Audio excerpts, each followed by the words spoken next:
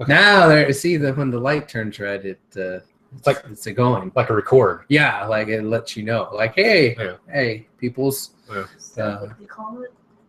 Yes. All right. So what are we? We're just gonna jump on into it. All right. Cool. Look at him trying to be all quiet. Yeah. Look at there. All right. Live from La Cocina Studios this is the 181st edition of Houston Wrestling Radio. This is Abel. This is Travis. This is Mr. Poopy Buttface. I thank you so much for tuning into our show today, guys. We really appreciate it. Mr. Poopy Buttface really appreciates it. Rick and Morty, you know? I don't know. Kids these days. But we had a pay-per-view, so we're going to get to that, review that a little bit. We still had a cage in a cage. And, well, hey, Cinco de Mayo is this week.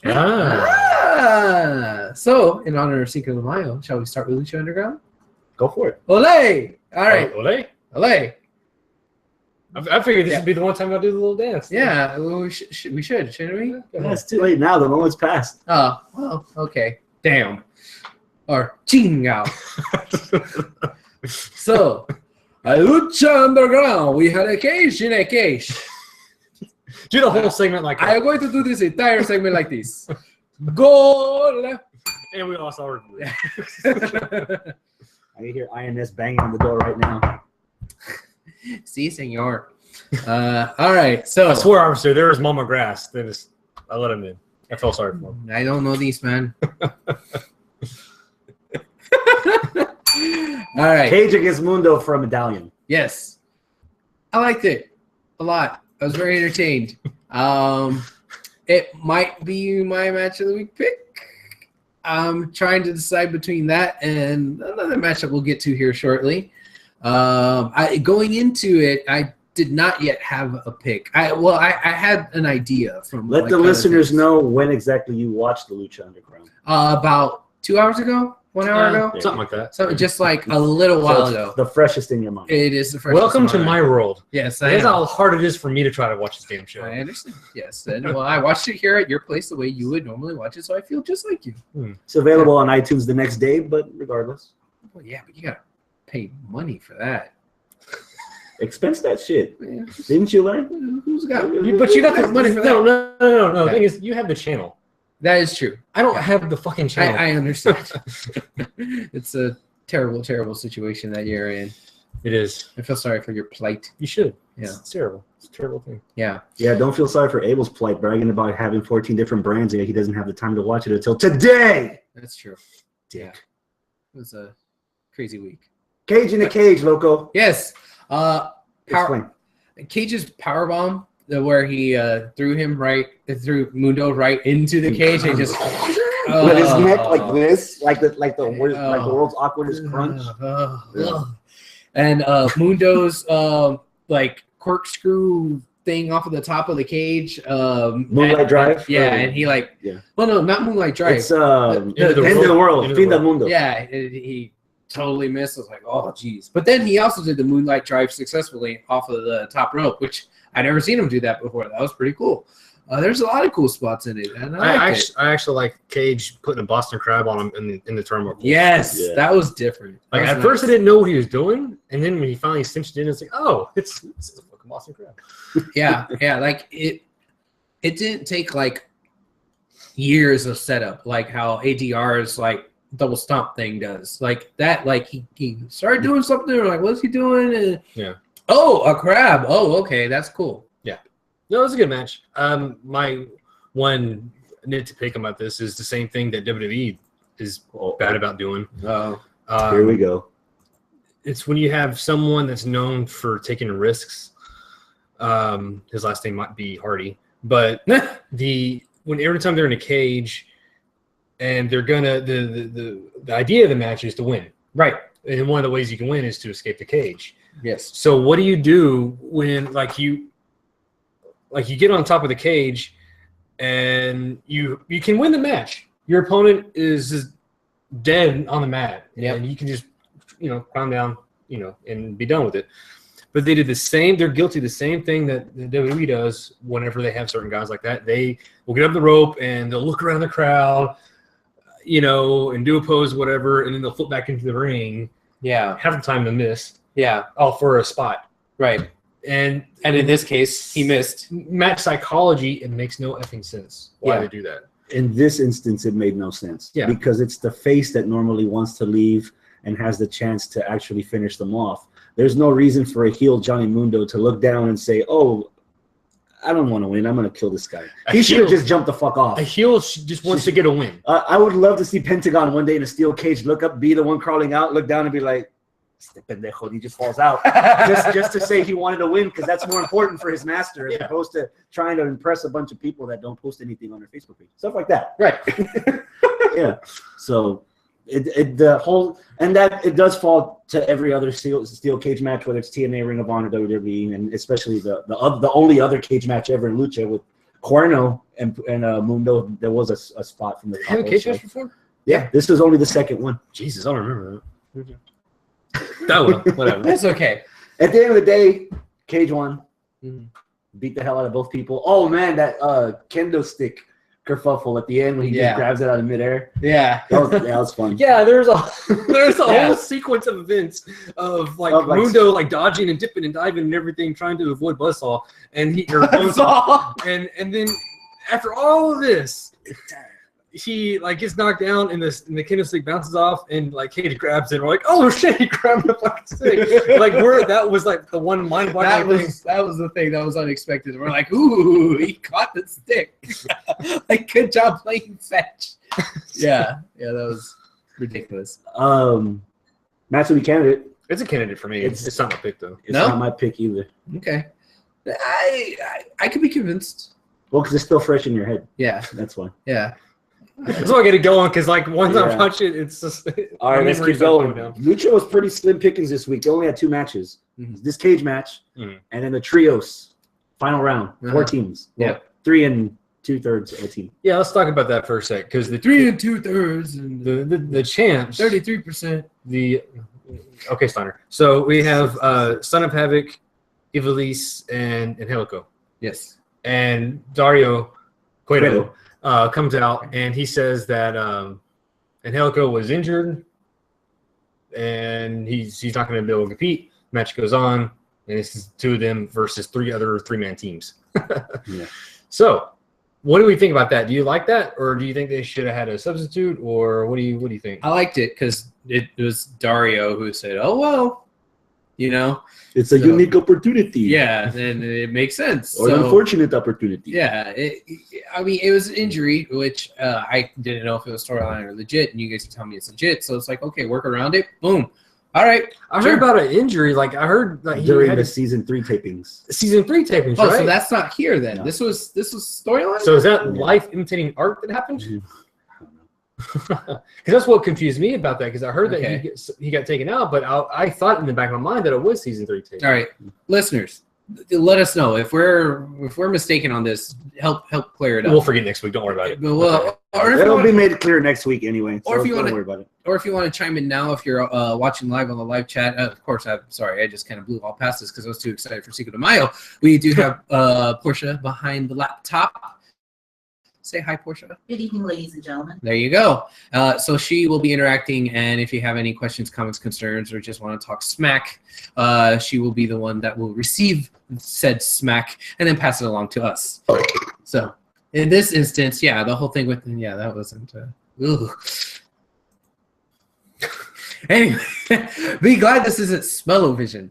No, I don't know. I lost my train of thought. What was I talking about? Dario something? You wanted to tell us about the injuries? Blah, blah, blah. Yeah. Did we fuck that up? Yeah, you did. So, but the other teams, we had Rey Mysterio, Dragon Azteca Jr., and Puma. That was one team. The other team was Jack Evans, Darren Wolf, and Phoenix? Yeah. And the last team was Joey Ryan. The Cops. Yeah. What? I don't know what you're talking about. Yeah, because the announcers didn't know either. Yeah. And you touched on that last week about the announcers not necessarily knowing things that happen backstage that we know. Right. Because last week, Matt Striker asked about why does Dario have that? What's with that key that he always says? Yeah. We know everything about the key. We know about the fucking key. That's not an issue for us. Mm-hmm. But to Striker's point of view, it was in front of him. He doesn't know what's going on. He doesn't have that right either. And then this week, there was another really good instance of that Well, same kind of thing. Call back to the first season again. Yeah, it's like the infamous killing of one of the crew members. Oh, yeah, Bale. Yeah. You remember that guy? Yeah. Like, what happened to that guy? I don't know. And then Stryker's like, oh, people come and go. Yeah. I love it. I love it. It was Or die.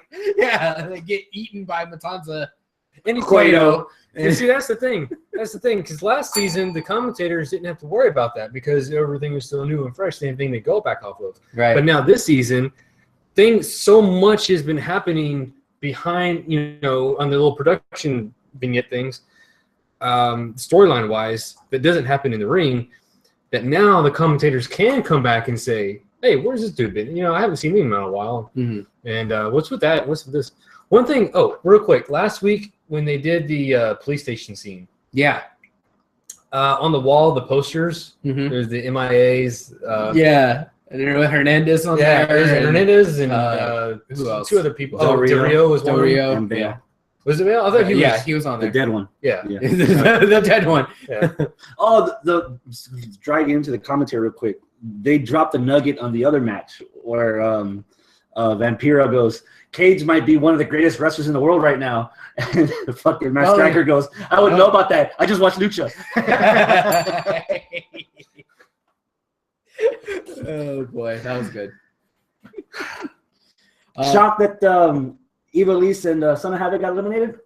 Halfway through, yeah. Like I kind of somewhat expected them to maybe at least be the Last final. Yeah. I don't know. but- They pulled their own and they had their spotlight on them, especially Ivelisse. I think Ooh, yeah. Son of She did Havoc really was good. Son of Havoc wasn't almost even there, but Ivelisse, they had a few things to put in a highlight reel for her in this match. I think Stryker even said it. Like if you could have given an MVP to anybody in the match, it would have been Ivelisse.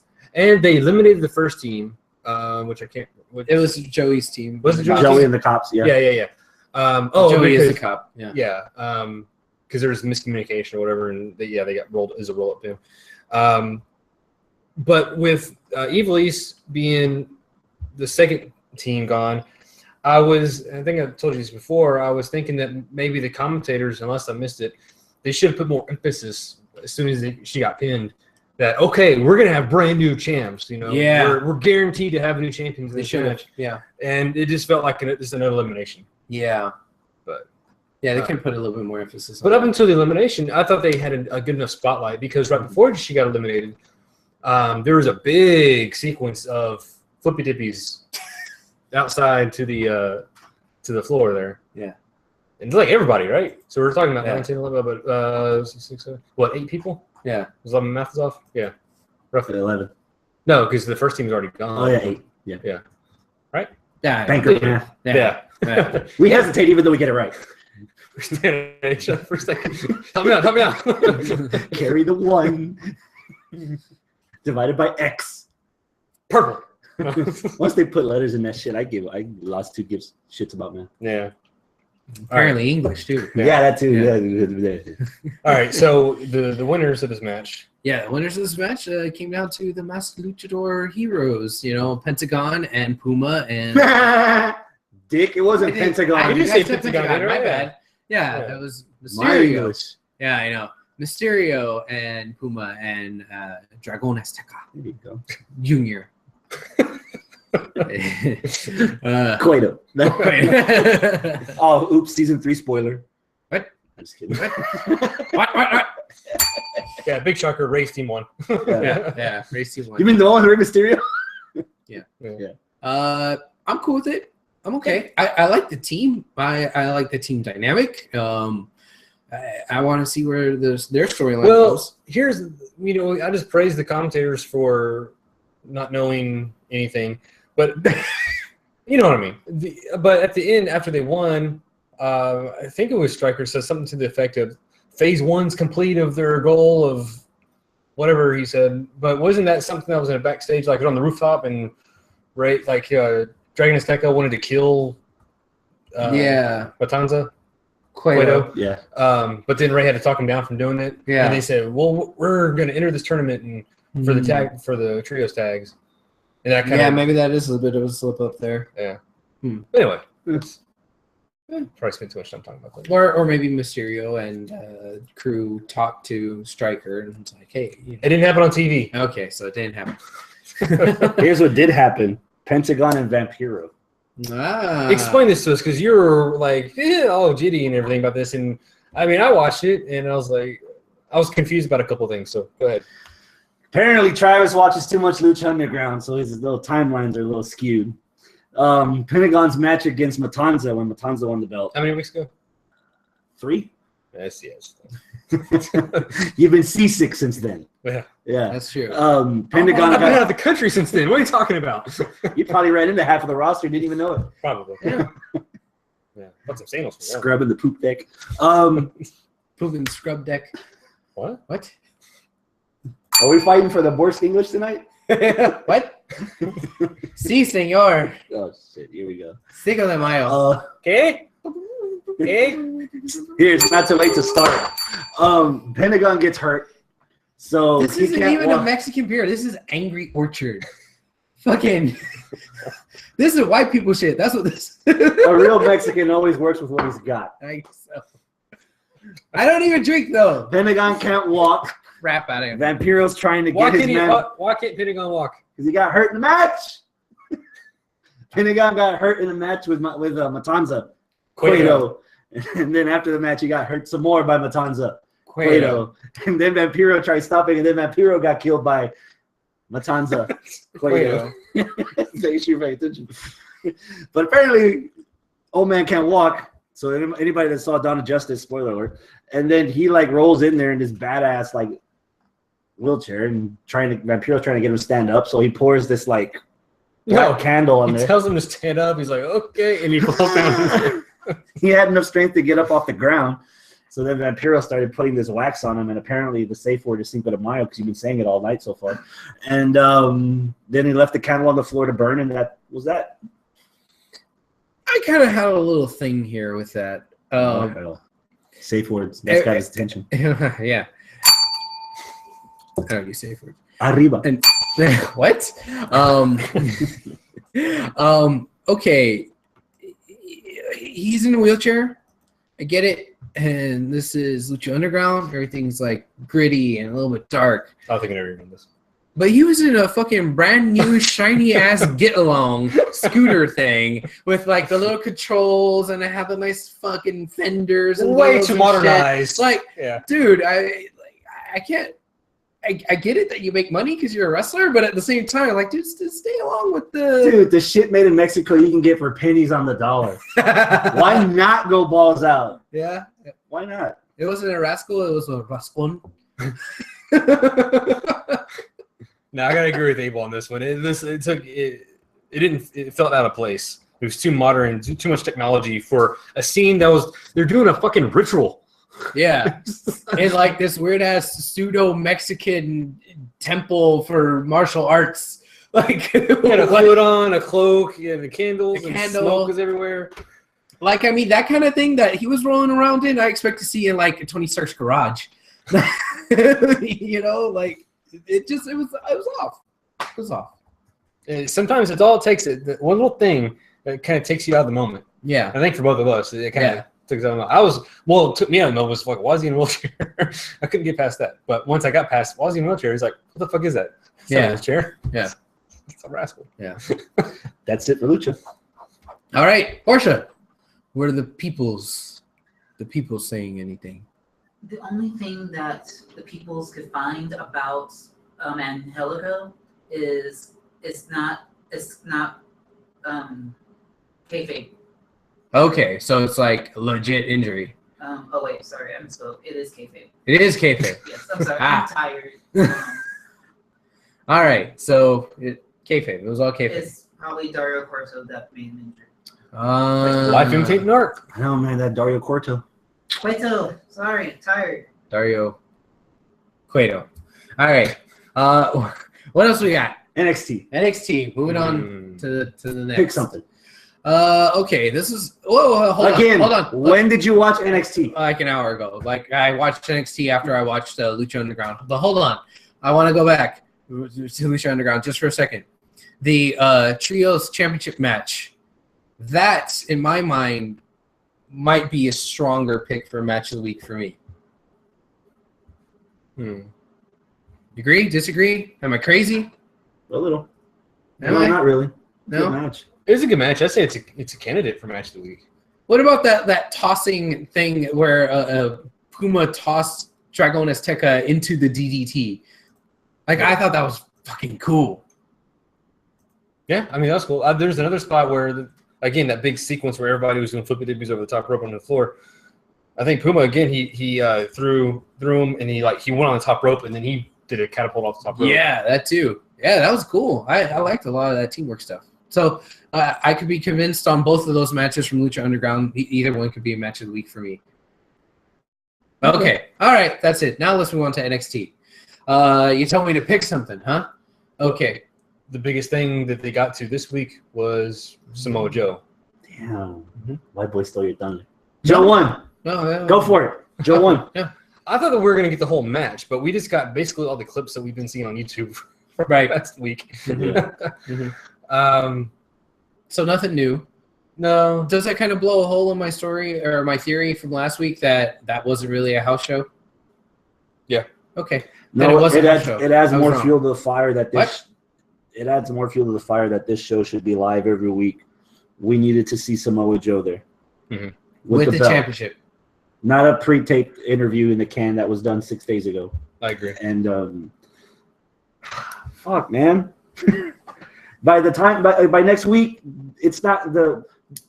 You always say strike while iron's hot. Right. It's gonna be warm, if not already cooled down to a simmer by the time next week comes around. Mm-hmm. You know, and it just It's just so ironic. I don't know if it's ironic, but like NXT, you could say is arguably the hottest brand out there for wrestling right now. Arguably. Arguably, yeah. I'd I'd argue Lucha, but they're mainstream. Yeah. Their production and how they do their tapings, it counterproductive. productive. Yeah, it's counterproductive to their how popular and hot they are right now with everything. Yeah. What was your reaction within the first 30 seconds of the NXT episode going on the air? Do you remember? They're still in Dallas. Yeah. I was like, Still? Still? Yeah. That was fucking WrestleMania. That was over a month ago. Yeah. We just finished the pay-per-view after. Yeah. Like literally. They're literally a month behind. Yeah. And this kind of actually bleeds into my first complaint that I have, one of two of this match. After 5 weeks now, four or 5 weeks, we finally get the new women's champion Asuka for the first time on NXT. That's inexcusable. Mm-hmm. I'm sorry. Bailey being on she's like the week or the week after, Something like that. something like that. And we got all this hoopla about how she's not the champion anymore and this and that. And for Asuka, the new fucking champion, week 4, week 5, somewhere around there, and she's like, "Yeah, he's the new champ." Yeah. She's in a match she's with Eva. Yeah, Eva. Yeah. Yeah.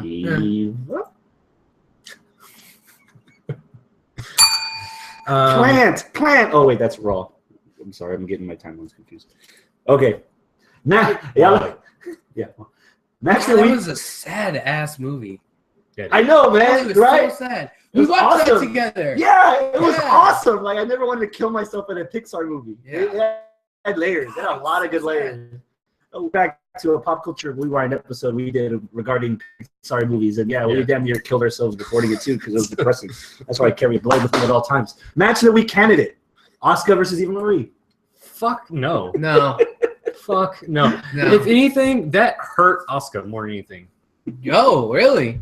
How many times has she gotten into a match and just shredded through her opponents? Yeah, good point. And Eva Marie, how long was that fucking match? Yeah. That was a long ass She match. should have shredded right through Eva Marie. Yeah, don't get me wrong. I love watching Eva Marie. I mean, she's hot as hell. But god damn, that match should have Todd ended. Phillips asked on commentary, "What did Eva Marie do to get a title match?" And at that moment, Eva's leaning over the ring ropes, and I see all that clear. I was like, "Man, do you have eyes? Look at that!" No, that's when Corey says, "Shut up." At what point during the commentary did you check out on Corey Graves just telling Todd to shut up, or did you guys follow it all the way through? He checked out before I did. Yeah. I think You checked out too? You're getting a little tired of it already? A little bit, but I still kind of found it a Because little it was funny. too much. Because like it was like already she was in the ring and everything. In what's his name? Todd Phillips. Yeah. He was like Cueto. He couldn't even What?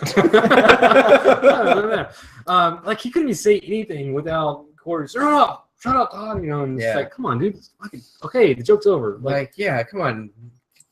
you gotta commentate. That's your fucking job. Yeah, Corey. Bust a nut already and move on. You know, Yeah. like we get it. We got rid of Rich Brennan for this. Oh, damn. Oh, continue. Oh, If that- NXT You okay? right here, right in the if field. NXT is supposed to be like the show for the indie fans to really like gush over with either hand, you're gonna give us really good commentary like NXT Brooklyn of Rich Brennan and Corey Graves actually doing like New Japan's English commentary on Access. Mhm. You know, good legitimate wrestling play-by-play. Fuck it, Kelly Kevin Mhm. and Mr. Wrestling. whichever one that is this week. Yeah. Good legitimate wrestling commentary with chemistry. You don't have to have defined roles and characters when you're behind the desks. That's what the people in the ring are for. Just two people that know what they're talking about to get you intrigued to the match so that you can not change the channel. And we're already getting this. As much as I like the dynamic of old school Bobby Heenan and Gorilla Monsoon, that's like for entertainment. This is where you're trying to like advertise legit wrestling Mhm. for the legit wrestling fans. I would have Rich Brennan and Corey Graves in a fucking heartbeat Yeah. than have a shtick on commentary when you can put the shtick on SmackDown and see how far that got Rich Brennan. Mhm. You know, it sucks, dude. And between that and the white guy that botches Nakamura's name every time he's announced it, the ring announcer, like fuck, man, you could have found him something better to do than get rid of the guy. Yeah. And not saying that as a homegrown guy from fucking Lone Star or whatever, Yeah. or NWA, whatever the fuck that was. Arden. Dude, yeah, man, it sucks, dude. Yeah. Watching that, hearing it now after I found out that he left. He ain't passed. Yeah, he left. He passed on to another company. It's another job. Well, we don't know if he's got another job yet. it sucks, man. Rich Brennan leaving WWE sucks for WWE, and it sucks really bad for Rich Brennan. And yeah, like you said, it's going to be hard to like just say, oh, we're just hometown fans of his or whatever. But like seriously, that really sucks because he was a really good commentator. It sucks because we, like you said, we all want to root for the guy. Devil's advocate here. We don't know what happened. Right, we don't know what happened. We don't know why he left. We don't know if he left or if WWE made him leave or what. We don't know what's going on. But It was very, to me, the news reports and everything was very abrupt. Mhm. Something happened. We don't know what it is, so we can't really say, fuck WWE for firing this guy. They better not fuck with Alex Del Barrio, Alex Reyes. whoever they want to call him. Yeah, They better not fuck with that guy. yeah. Fuck, man. Pulling out for my homies. But you don't drink. So, I got water. what else we got? Speaking of the devil, Nakamura against Samson. The few matches that I've seen Nakamura in this year have wound up being match of the year candidates consistently. Oh shit! Don't. But now, like, he was in there with Samson, it didn't feel important, and it was Because it was a month ago, well, and it was against Samson. yeah. On top of it being a month ago, it was against Samson. It didn't really matter, and it kind of felt like, oh, we're just gonna feed him Samson, but it's Samson, so we don't want to feed him. They just say that it's a complete squash, so it's gonna be quasi-competitive, but not really. Nudge, nudge, wink, wink. And I'm like, okay, whatever. I don't really care about the match. Are you But saying I- we're going to see Samson roll out this huge ass tweet about why he's no longer with the company and he wants more money? I don't know, maybe. Yeah. But I just wasn't invested in the match. Other than the fact, like, hey, it's Nakamura, cool. All right, let him squash this guy. He's not going to squash him? Okay, well, it's just going to be somewhat competitive. Well, not really competitive. And 1, 2, 3, done. Let me ask you this. Meh. What's the difference between this match and when you fought Ty Dillinger? Ty Dillinger had charisma. There Ty you go. Dillinger had a character. He had a flushed out character that you can do stuff with him. And the play back and forth was really well done. Yeah. Samson, he's a very polished, very fresh built brick wall. Donald Trump wants a whole lot of those down on the border. We'll just ship out Elias Sampson out there. No. Yeah, heads up We're for gonna build Nakamura. this gimmick. It's gonna be huge. It's gonna be the best gimmick we can. For pennies on the dollar because we're signing Samsons, not Rybacks. And we're gonna make TNA pay for it. All right, that's good. Yeah. Okay, hate to admit it. That was a good one. Yeah. We all get one of those every now and then. Every now and then. Yep. Oh, thank you, sir. Yeah. Yeah, I don't know. Like the Not match of the year? No. Nakamura? No. You can't have them all the time. Come on. Yeah, I mean, you know, everybody gets It one. makes the other one so special. Yeah. So we got that. There's also a debut on this show Yeah. from a chick that I saw her on the Breaking. Did y'all watch Breaking Ground? Randy did. What? I did not. Breaking Ground. Did you watch that show on the network? No. No? Okay. Well, they're going through different people they were kind of following around who haven't seen yet. One of them was this chick, Leah, Aaliyah. and The one that died in the plane crash? yes, they brought her back from the dead. Damn. That's cool, man. NXT is going to Lucha Underground, Game of Thrones level, bring people back from the dead. I'm getting interested now. All right, I'll give Aaliyah a shot. Yeah. Hmm. Aaliyah. She seems like she's improved. I kind of liked her. The thing that I did not like about her was just the very beginning part of her entrance music where it was like a baby's cradle sound chime thing. Music box. Oh, is that what it was? Music box? I didn't like it because I feel like they tried a similar type of gimmick with Alexa Bliss when she first came out with the sparkle and this and that and the overly girly thing. They already have it with Bailey, and they're kind of moving away from it. Why do they feel like they need to keep giving these women little girl gimmicks? Because they're girls in NXT, and then they become women in WWE. Oh, that's what it is. Okay, I see. I don't know. Maybe it's because Aaliyah's not tall enough to ride all the roller coasters underneath the Full Sail. There you go. I guess. I don't Just- know. It would look odd if Nia Jax had that theme. Yeah. She should have Diesel's theme, just because you know something big's coming. You know, that makes sense. Well, it's definitely not a push. But that's the one thing I really didn't like. Seriously, about like that's the best. Like Nia Jax finally reemerges after what the fuck where she was at. I don't know, and then she just comes out here to console Eva Marie during her fucking match. Mm-hmm. Fuck. Mm-hmm. Okay, I'm done. She's apparently the bear in the relationship. I don't give a fuck. All right, this is the last topic for NXT. All right. Austin Aries is returning next week for a match.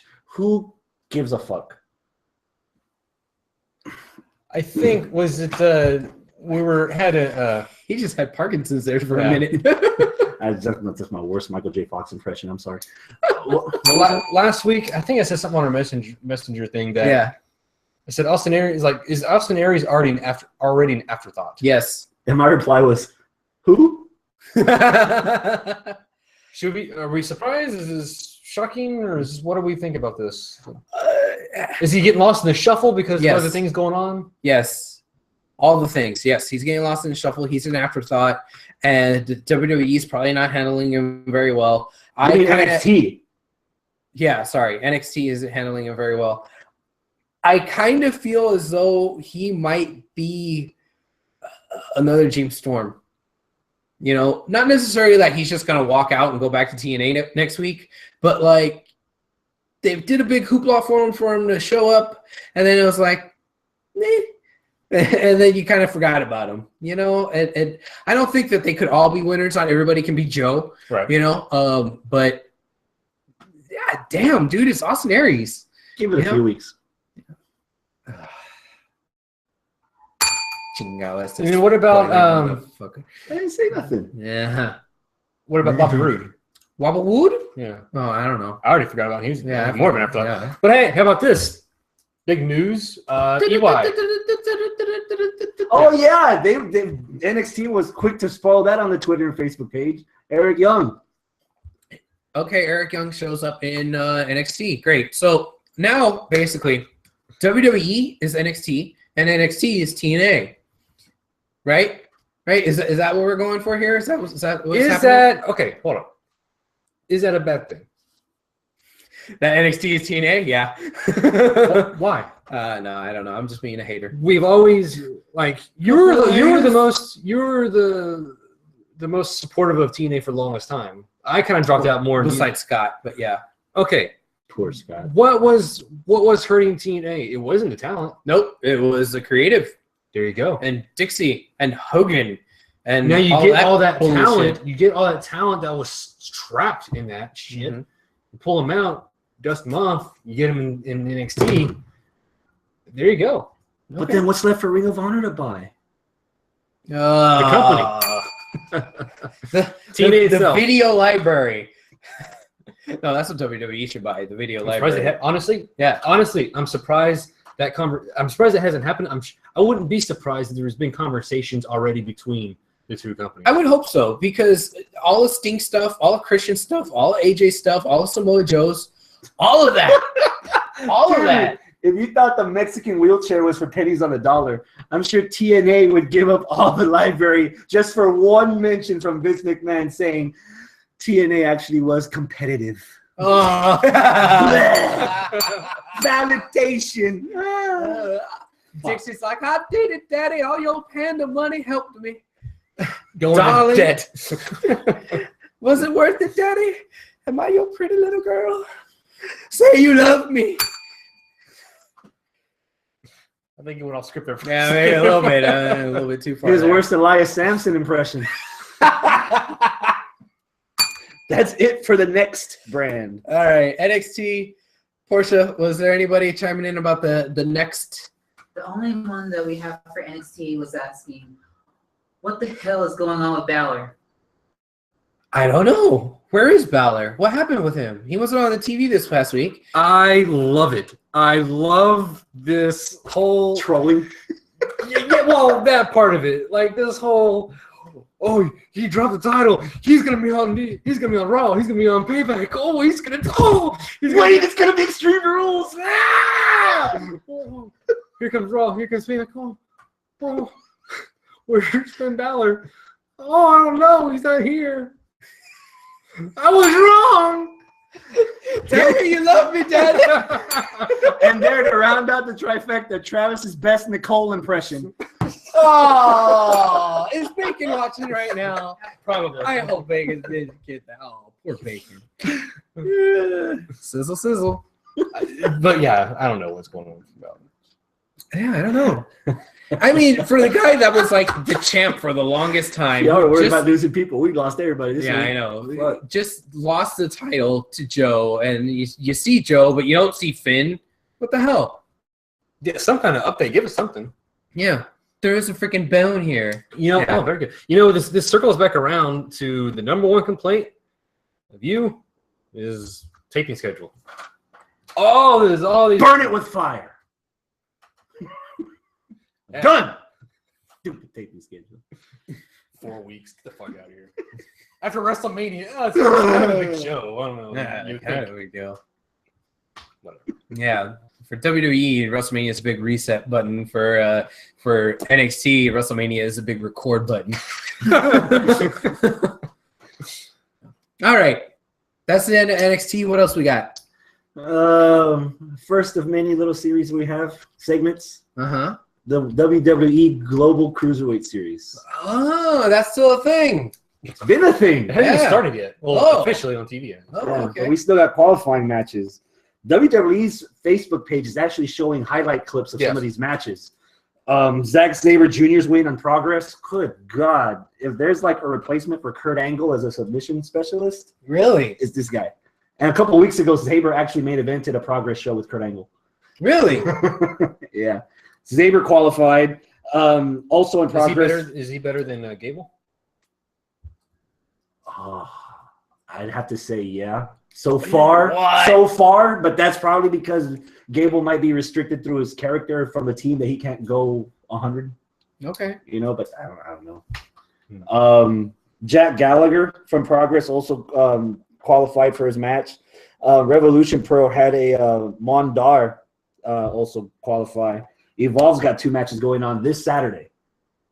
Suiciding! Suiciding? TJ Perkins is going to compete against Fred Yehi Who? I botched that name, I'm pretty sure. And Drew Gulak is going to wrestle Tracy Williams. Oh. I'm guessing TJ's gonna win that. Tracy Williams. Okay. Oh, Yeah. But that's a part of their Evolve 61 iPay-per-view that's going on this Saturday. so that's an iPay per view. So like Yeah. on this show, when these matches happen, are the commentators and the graphics, everything, is it gonna say for to participate in the winner gets a spot in the WWE? the videos that they've been airing so far from Progress and Revolution Pro, the announcers, the ring announcers, announced the winner of the match and moving on to the WWE Global Cruiserweight Series, Zack Sabre Jr. Like okay. they're acknowledging Wow. this at the house shows. I like it. So we might not get graphics. Yeah. Evolve, I don't even know if they have any kind of graphics for their shit.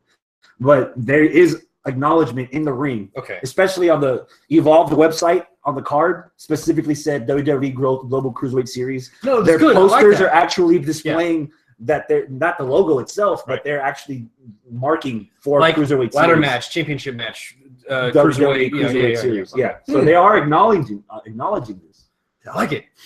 I dig it because it's fresh, it's different, and it's not just a match, like a one-on-one match, and they say we're gonna take the winner of that, he moves on. Mhm. No, it's promoted as the winner of this match moves on to this tournament. People are buying tickets with the expectation that they're going to see something related to WWE at these shows. Nice.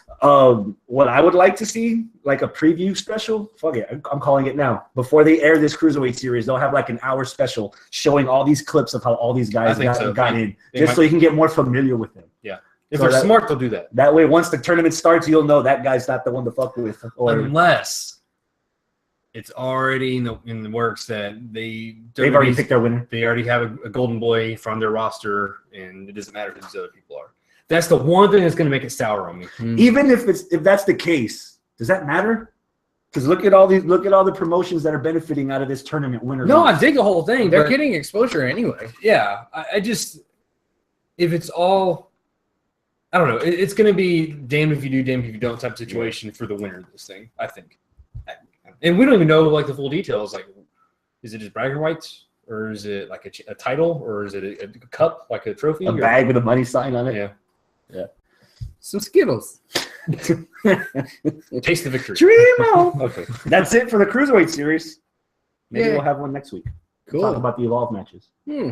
and see how Gargano and Ciampa fit into this. Ciampa, Because they yeah. haven't mentioned any of them so far. Like they're wrestling each other or they're getting in or what. Hmm. So Cool. that's it for now. Awesome. Yeah, this is. I really wish that there would have been like some promotion here that would have been involved with all this, but ROW presents Global Tournament Series. Shit. that'd be nice. No, that'd be good. Yeah, Ruthless Ryan killing all the midgets. I want to see that. You vanilla midget. Yeah. Okay. Oh no! You're pulling up a sounder, aren't you? Oy. What does that mean? News. That's okay. News. We plowed through some of this already. Travis, Paul Heyman's doing a reality show? What? Yeah. Apparently they. What? What? Okay. Yeah. The correct term is que. Okay. There you go. See, Bitch. Do it right. Oh. Anyway. Puto.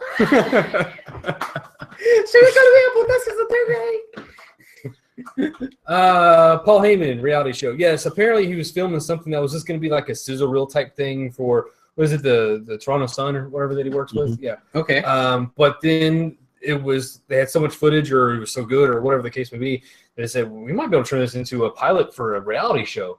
Really? So yeah, they're shopping around right now to see if you can get on a network. So like Well, you would think the Camera- obvious choice would be the WWE Network.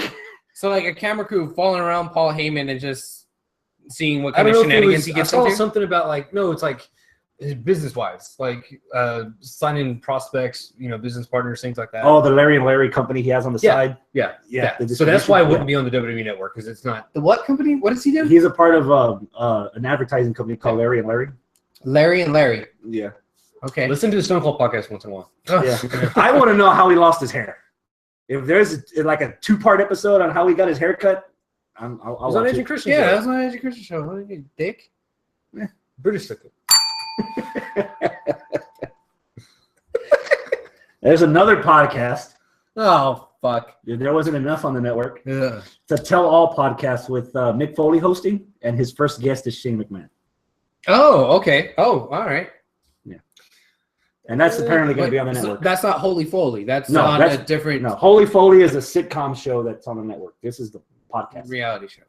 I don't know. I'm kind of iffy about this one just because it's like Mick Foley's great. Don't get me wrong, but he's a good talker. He can tell a good story, but I don't know how he is about hosting a show. Like how is he going to keep that flow going? I don't have any doubt in Foley's abilities. He could do it all. You're probably right. Yeah, seen I'm Noel. not worried about. Oh, I am not worried about it. The hell, I think she's adopted. Honestly, I'll take her. or his wife got lonely while he's on tour. I don't know. I'm just saying it is. Dang. I'm just saying it doesn't look like it could be his daughter. But she's goofy enough. Bless you. He's Try editing that out. Yeah, I know. She's goofy enough to be his daughter. Personality-wise, I believe it. Yeah. Foley's got that hardcore juice, though. He'd probably turn out 2 or 3 decent to, well, moderately attractive women. We're okay. I'm not sure where you're going with that. I'm not sure if I want to know where you're going with that. That's it for news. Oh, jeez. Okay. Has there been anything else since all this kerfuffle? Please, Porsche. You're turning red. Is it the heat? They're in awe of all the They're in awe. They're just in awe. Good all or bad all? Like, aw. Who cares? Let's put a break. I don't want. I'm not gonna tell a lie. They like y'all. They like y'all a lot. Yeah. She's Nah, lying. She's lying. Yeah. She's lying. I can tell by the gap of her teeth that she's lying. They hate us. They hate you. I don't give a fuck. I'm not here to impress anybody. You got that right. Okay, we're gonna take a break. When we come back, we'll talk all about the pay-per-view and Raw and all the stuff going on, main roster WWE. You two people, you guys don't go anywhere. You could hit that because that is that's for podcasting purposes. Whenever we do, Damn, we're Podcast. 47 minutes. Okay. damn, that's a long time. Yep. Thank you for sticking through with us, guys. We very much appreciate it. But yeah, we're still gonna be here. I'm gonna fill up my water cup. With water, hopefully. I need water. you to turn your headphones down, the volume on your headphones, so I can hear it from out here. Yeah, Really? That's gonna pick up. Oh, I didn't hear that's it. Gonna pick up. Oh my gosh, Travis. Yo, Would you like to entertain the good people with stories, regaling them of your adventures to certain Texas is frightening? that not recording over there? No, that's not recording over I there. want that You want that on over there? I want it recording when I talk. Okay, well, let me save that. Dang! Just a Damn. big shot over here. Wow. 3 podcasts in this build. I'm kind of a big fucking deal. I'm trying to take If you don't fucking like break. me, then fuck Yeah. you. I don't care if we lose listeners. My fucking yeah. Damn. I don't want to be recorded all the time. File, save, Yeah, so project, you add. see my point. Okay, hold on. You Damn. know whose house we're in, right? Yeah, I know. Equally. Goddamn right. Do not take the Lord's name in vain, goddammit. Says Jehovah's Witness. I hate what kind of files you have in that raw folder of yours, Abel. I record it every Monday night. So that explains the get together every Monday at your apartment. And then he's trying to invite us over. Mm-hmm. Can't cut it on his own, huh? Mm-mm. That's not white paint on the walls. What? What? A shockingly high amount of lead in that paint. Glows in the dark. What the And fuck? semen. What? Your house is a living Pollock painting. Wow. Okay, that's You semen. can see your apartment from space. All right, let's save. Well, if you're gonna save the File new. Triple X stories for on tape, why don't you tell the 2 people that are watching right now? 5 people actually. I'm sorry. Y'all need to find something better to What did I do. tell you about that? Tell them about part 2 of your Aliens. Ah, yes. This is week 2 of our month-long celebration of Alien Day. Last week, our episode was. Alien Day bleeds into August. It's like an NXT. We need the hits. It's an NXT taping. What can I tell you? Part 4 was recorded 6 months in Yeah. advance. Fuckers better like For movies that were 12 years old. Yeah, Fucking Ridley Scott. it is. It's Rewind. There you go.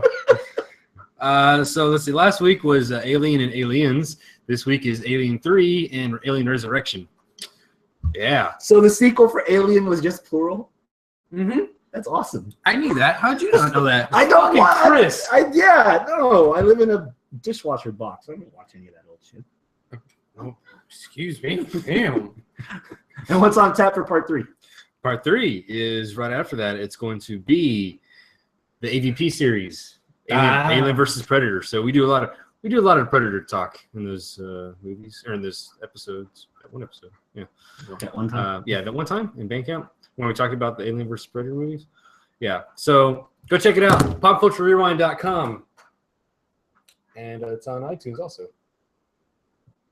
So check it out. Subscribe. Give us a like, review, rate, and all that good stuff. Facebook.com/popculturerewind. Yeah, it's Yeah. it's easy. Yes, you got that. At Twitter, Pop Culture RWNV. Yes. Very good. Yeah, because you're the one that always had to do that on the show. Yeah. Because I always screwed it up. Yeah. Even though I haven't made it. Ready for round 2? About to be in 1 sec. One.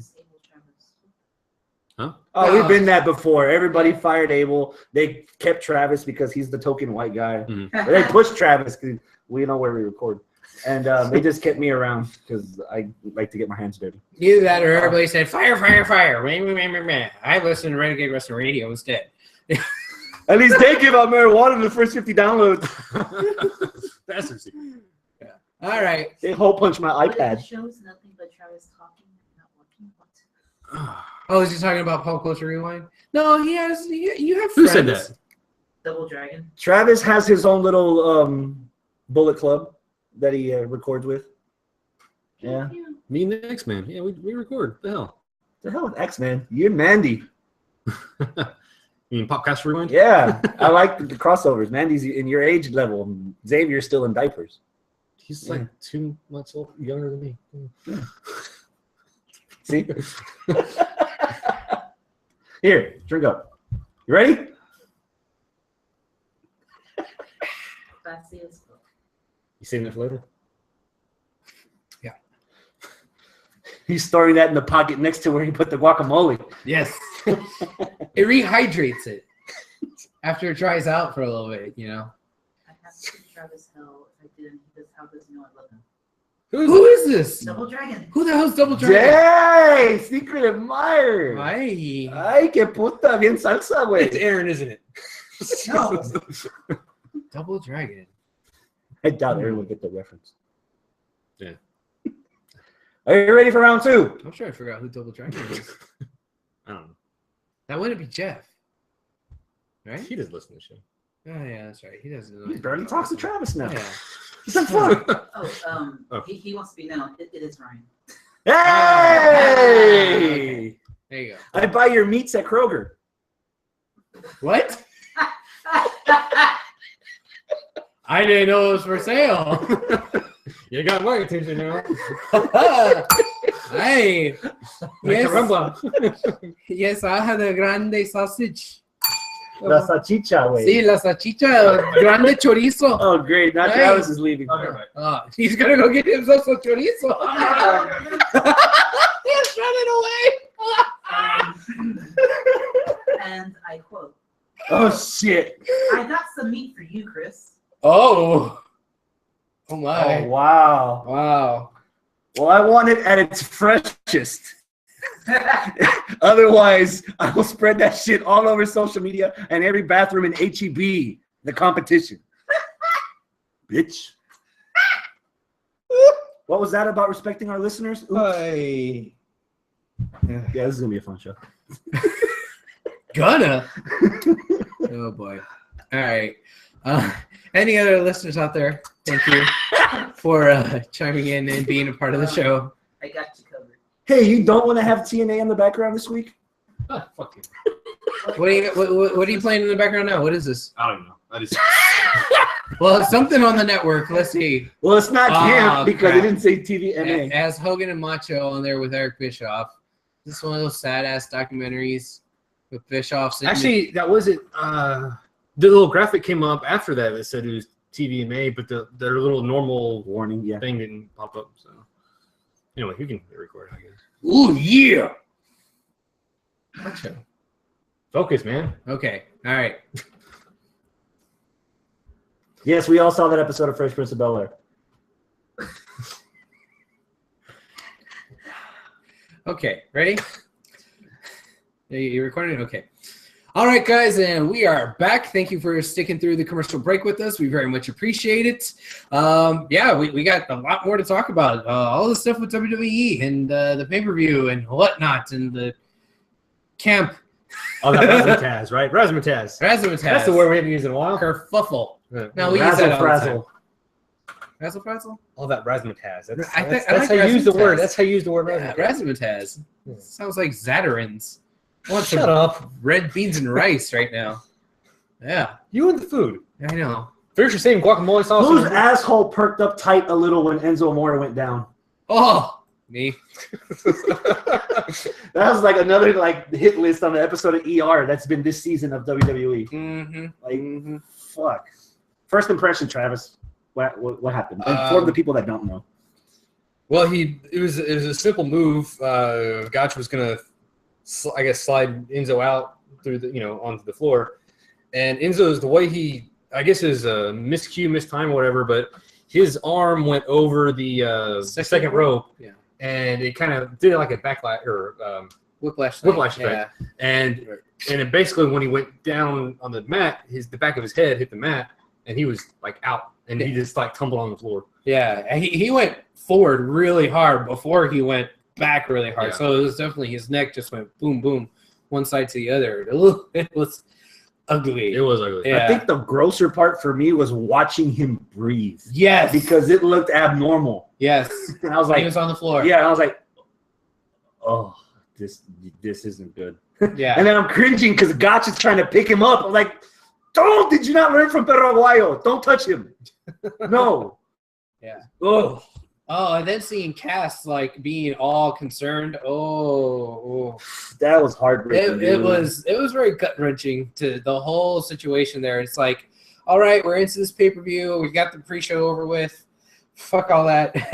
And then okay, New Day. Fuck yeah. Oh, they're being funny. They're sitting on beanbags. They're eating popcorn. All right, cool. Fuck yeah. Then out comes Enzo. Out comes Vaude Villains. Yes. This match is going to be fucking awesome. And then that happens. It's like 2 minutes in. I was about to say it was very It was soon. very 2 minutes soon. in. Oh god, it was took the wind completely out of my sails. Oh jeez, and it seemed like it did that for most of the audience too. After they scraped him up with a spatula and took him back stage, then out came Kevin Owens and Sami Zayn, and that was supposed to be a badass match, and it was a badass match, and I really liked the match itself. Man, the audience couldn't get behind it until like almost 3/4 of the way through. Well, the going back to that injury spot with Enzo, they're playing it.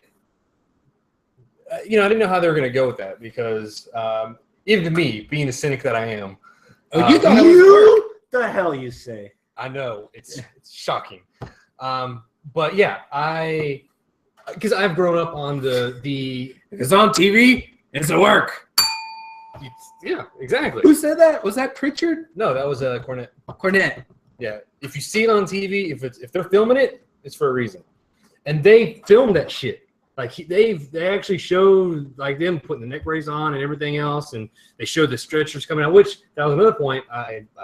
I said, hey, that's pretty fast for them to come out with the stretchers. Which it is good that they came out so fast. Yeah. But usually it's like because they knew that was going to be going on and they were prepared. And they even had camera following him out to the. They filmed him getting put in the ambulance. This is all staples of what you do to write out someone. Yeah. For injury angle purposes. Yeah. So I was thinking it's work. Yeah. But then going back and watching it again, seeing his next. The abruptness of it all. Yeah. Like 2 minutes in, if that's a work, that's the weirdest work I've ever seen. And not only that, it was I think we talked about on the show a week or two ago, like how do you book this match to where you got your faces and your heels? Nobody hears the steam. No one's steam. So, hey, entry angle. We'll just say that he got hurt in the match, Right? And that's And how just give it to the Vaudevilles. And that's how Vaudevilles. All that worked out to what I was thinking. So in my mind, I was thinking, it's a work. Yeah. And then I started seeing all this other stuff come out. And Yeah. Then the hospital pictures, came actually, out that with didn't help Kevin Owens. anything for me. No? Hospital, but dude, he's over here like doing all this shit in the hospital gown and everything. And Kevin Owens is doing a little photobomb selfie thing. Yeah. I was like, come on, they're joking around now. I was like, what the Yeah. fuck? So like, I was very Mick hard. Foley's there with the clowning Gerbil. Yeah, Stocko and everything. So I was seriously, I was hard pressed to think that it was legit. Okay. So What convinced you otherwise? just the all these other sources of outpouring of wrestlers saying get well soon and I'm glad he's okay, this and that, and it's just other reports that was coming in after the fact. But going back and watching the neck snap like that, it was It was ugly. Oh, Yeah. God The damn, first, it was ugly. the first time when it happened live, I thought that he botched the bottom slide, that he got hangman cursed. Yeah. At first viewing live as it happened, the first time I saw it, I At thought full he got speed. full speed. I thought he got hung up on the bottom rope and his neck just like he hung himself Yeah. and then just hit back and then fell. I was like, oh my God. And then watching in slow motion, I was like, oh, it's not as bad as I thought, until his head bounced off the edge of the apron where the metal railing is at. I was like, oh fuck, this is just as bad as I thought. Yeah. But I'm kind of curious now that we're recording this, if there's any listeners watching right now, am I alone in thinking that was a work at first? Let us know. Yeah. Let us know. Yeah, that's a good I'm question. curious because that's just, I mean, did y'all automatically just I immediately thought that was not a work, and then you were like, "No, that's a work," and I was like, but I wasn't even saying it was a work. I had like reasoning behind. "Yeah, it. you did." I think between Lawler having the heart attack at ringside, Neville wrestling through an injury because the referee didn't understand he was hurt, and not on a lower level, but Pedro Aguayo and the guy that died recently during an MMA fight. If shit like that, if everybody's shocked, the first thing they do, I thought it was completely legit from jump, especially with the timing of it all. 2 minutes in, just from the moment I saw him like bounce and hit the floor, I was like, somebody needs to call 911. Yeah. Like I doubt that they're going to start pulling with all the serious stuff that's happened lately within the company. I doubt that they're going to break out, that they're going to go that far to get a storyline over to fake it. Yeah, I there's don't been think so many they're- legit I don't injuries. think they're going to do that anymore. Yeah. Without either losing respect of fans or just alienating their own product in general. I don't Yeah. think they'd go that far. You don't need to tempt fate with injury angles when you have plenty of real life injuries in and of itself. That too. Like, yeah, Oh, at another some thing point. that did it for me was there was when they do the Raw video exclusive web videos, whatever. Yeah. There was one where they showed him being put in the ambulance, and they showed like Big Cass just like Dude, up Cass, against the wall, like his head, his head and his arms and everything. And they were, I can't remember which agent it was, but he was like patting him on the back, and he was crying and everything too. Yeah. So, I mean, it was pretty real right there. So, Yeah. Famous comedian Hannibal Buress, he was actually there. the killer? Hannibal Buress, the comedian, Oh. black guy. He He was was to bring race into it. he was there, and Cinco de Mayo, man. Wait, Hannibal was black. yeah, and he says on Twitter, "Get ready for some hot takes on wrestling from somebody who hasn't watched an episode of Raw since 1999." And so when I first saw that, I was like, "Hell yeah, awesome!" And then the first tweet after that was, "Yeah, they're taking him out on a stretcher," and like it was serious, and that was when people were like reacting. And from then on, I didn't see anything else from Hannibal Buress, so it kind of sucked. And I guess it just kind of illustrates, sometimes that can totally take you out of the show. But the show did go on. Yeah. But thank you, Chris. No, because you said that it affected you. Yeah. Did it really take you that long to get your senses back in order? And 'cause really? I was seriously thinking with the way his neck snapped that it wasn't a concussion, that maybe he broke something in his neck. Like, I was really concerned. I really thought it was going to be worse than a concussion. I'm thankful that it was just a concussion so far that we could tell. But at first thought, I was like, no, he just broke his fucking neck. You know, I thought it was bad. So it kind of took me out of it for a little while. And I was like more concerned with like refreshing Twitter and seeing, okay, what's happened? What happened? What happened? Is he okay? Is he okay? But again, going back to the match that followed it, Owens versus Zayn. Damn, they both must have been like feeling like shit, knowing that they were going to have to follow that, knowing that they're not going to have any updates while they're out there trying to perform and still try to put on a caliber of match that only they could put on. And they nailed it. Mhm. They fucking nailed it. Holy shit, that match was so good. Even though half the crowd was feeling like how I was feeling, maybe even more than half the crowd was like out of it. I don't know. They brought him back in. No, they were into the That match. video pack. Yeah. I'm not to be disrespectful.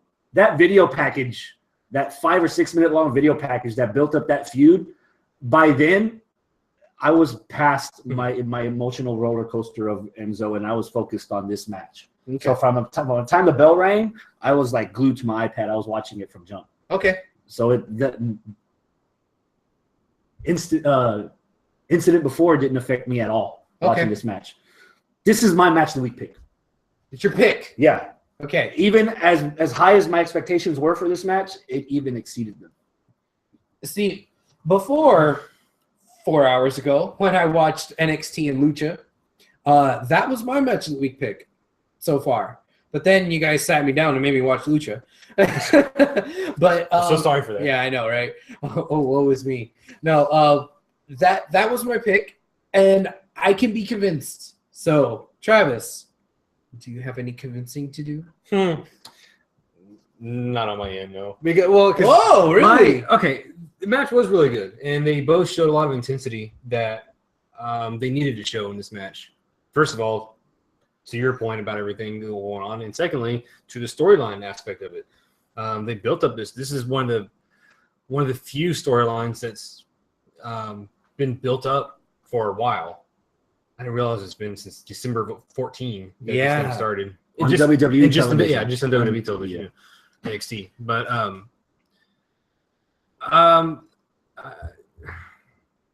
I would like to see that it could have gone, maybe ended a little bit better than what it did. Yeah, you were saying the finish was a little anticlimactic. Yeah, it was the we've been talking about everything else. I'm trying to remember. Help me out with the ending of They this. just pop a powerbomb, boom. Yeah, Done. that's what it was. It was a good sequence leading up to it, but yeah, it was just hit him with the pop-up powerbomb, pin him 1, 2, 3. That was it.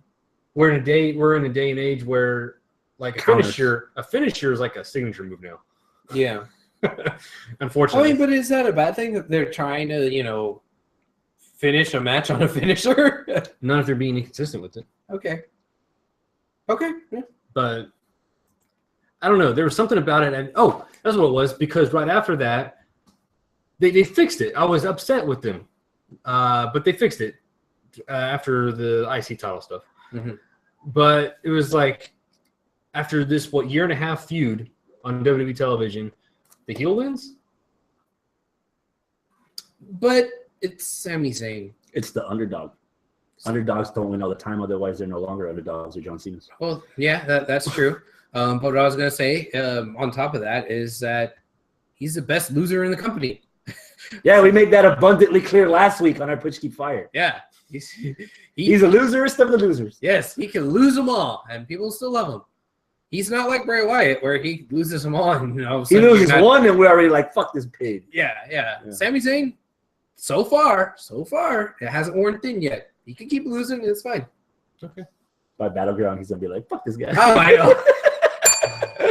He just needs 2 important wins. Yeah, that's it. That's For all me I to need. give a damn, just 2. It's 2.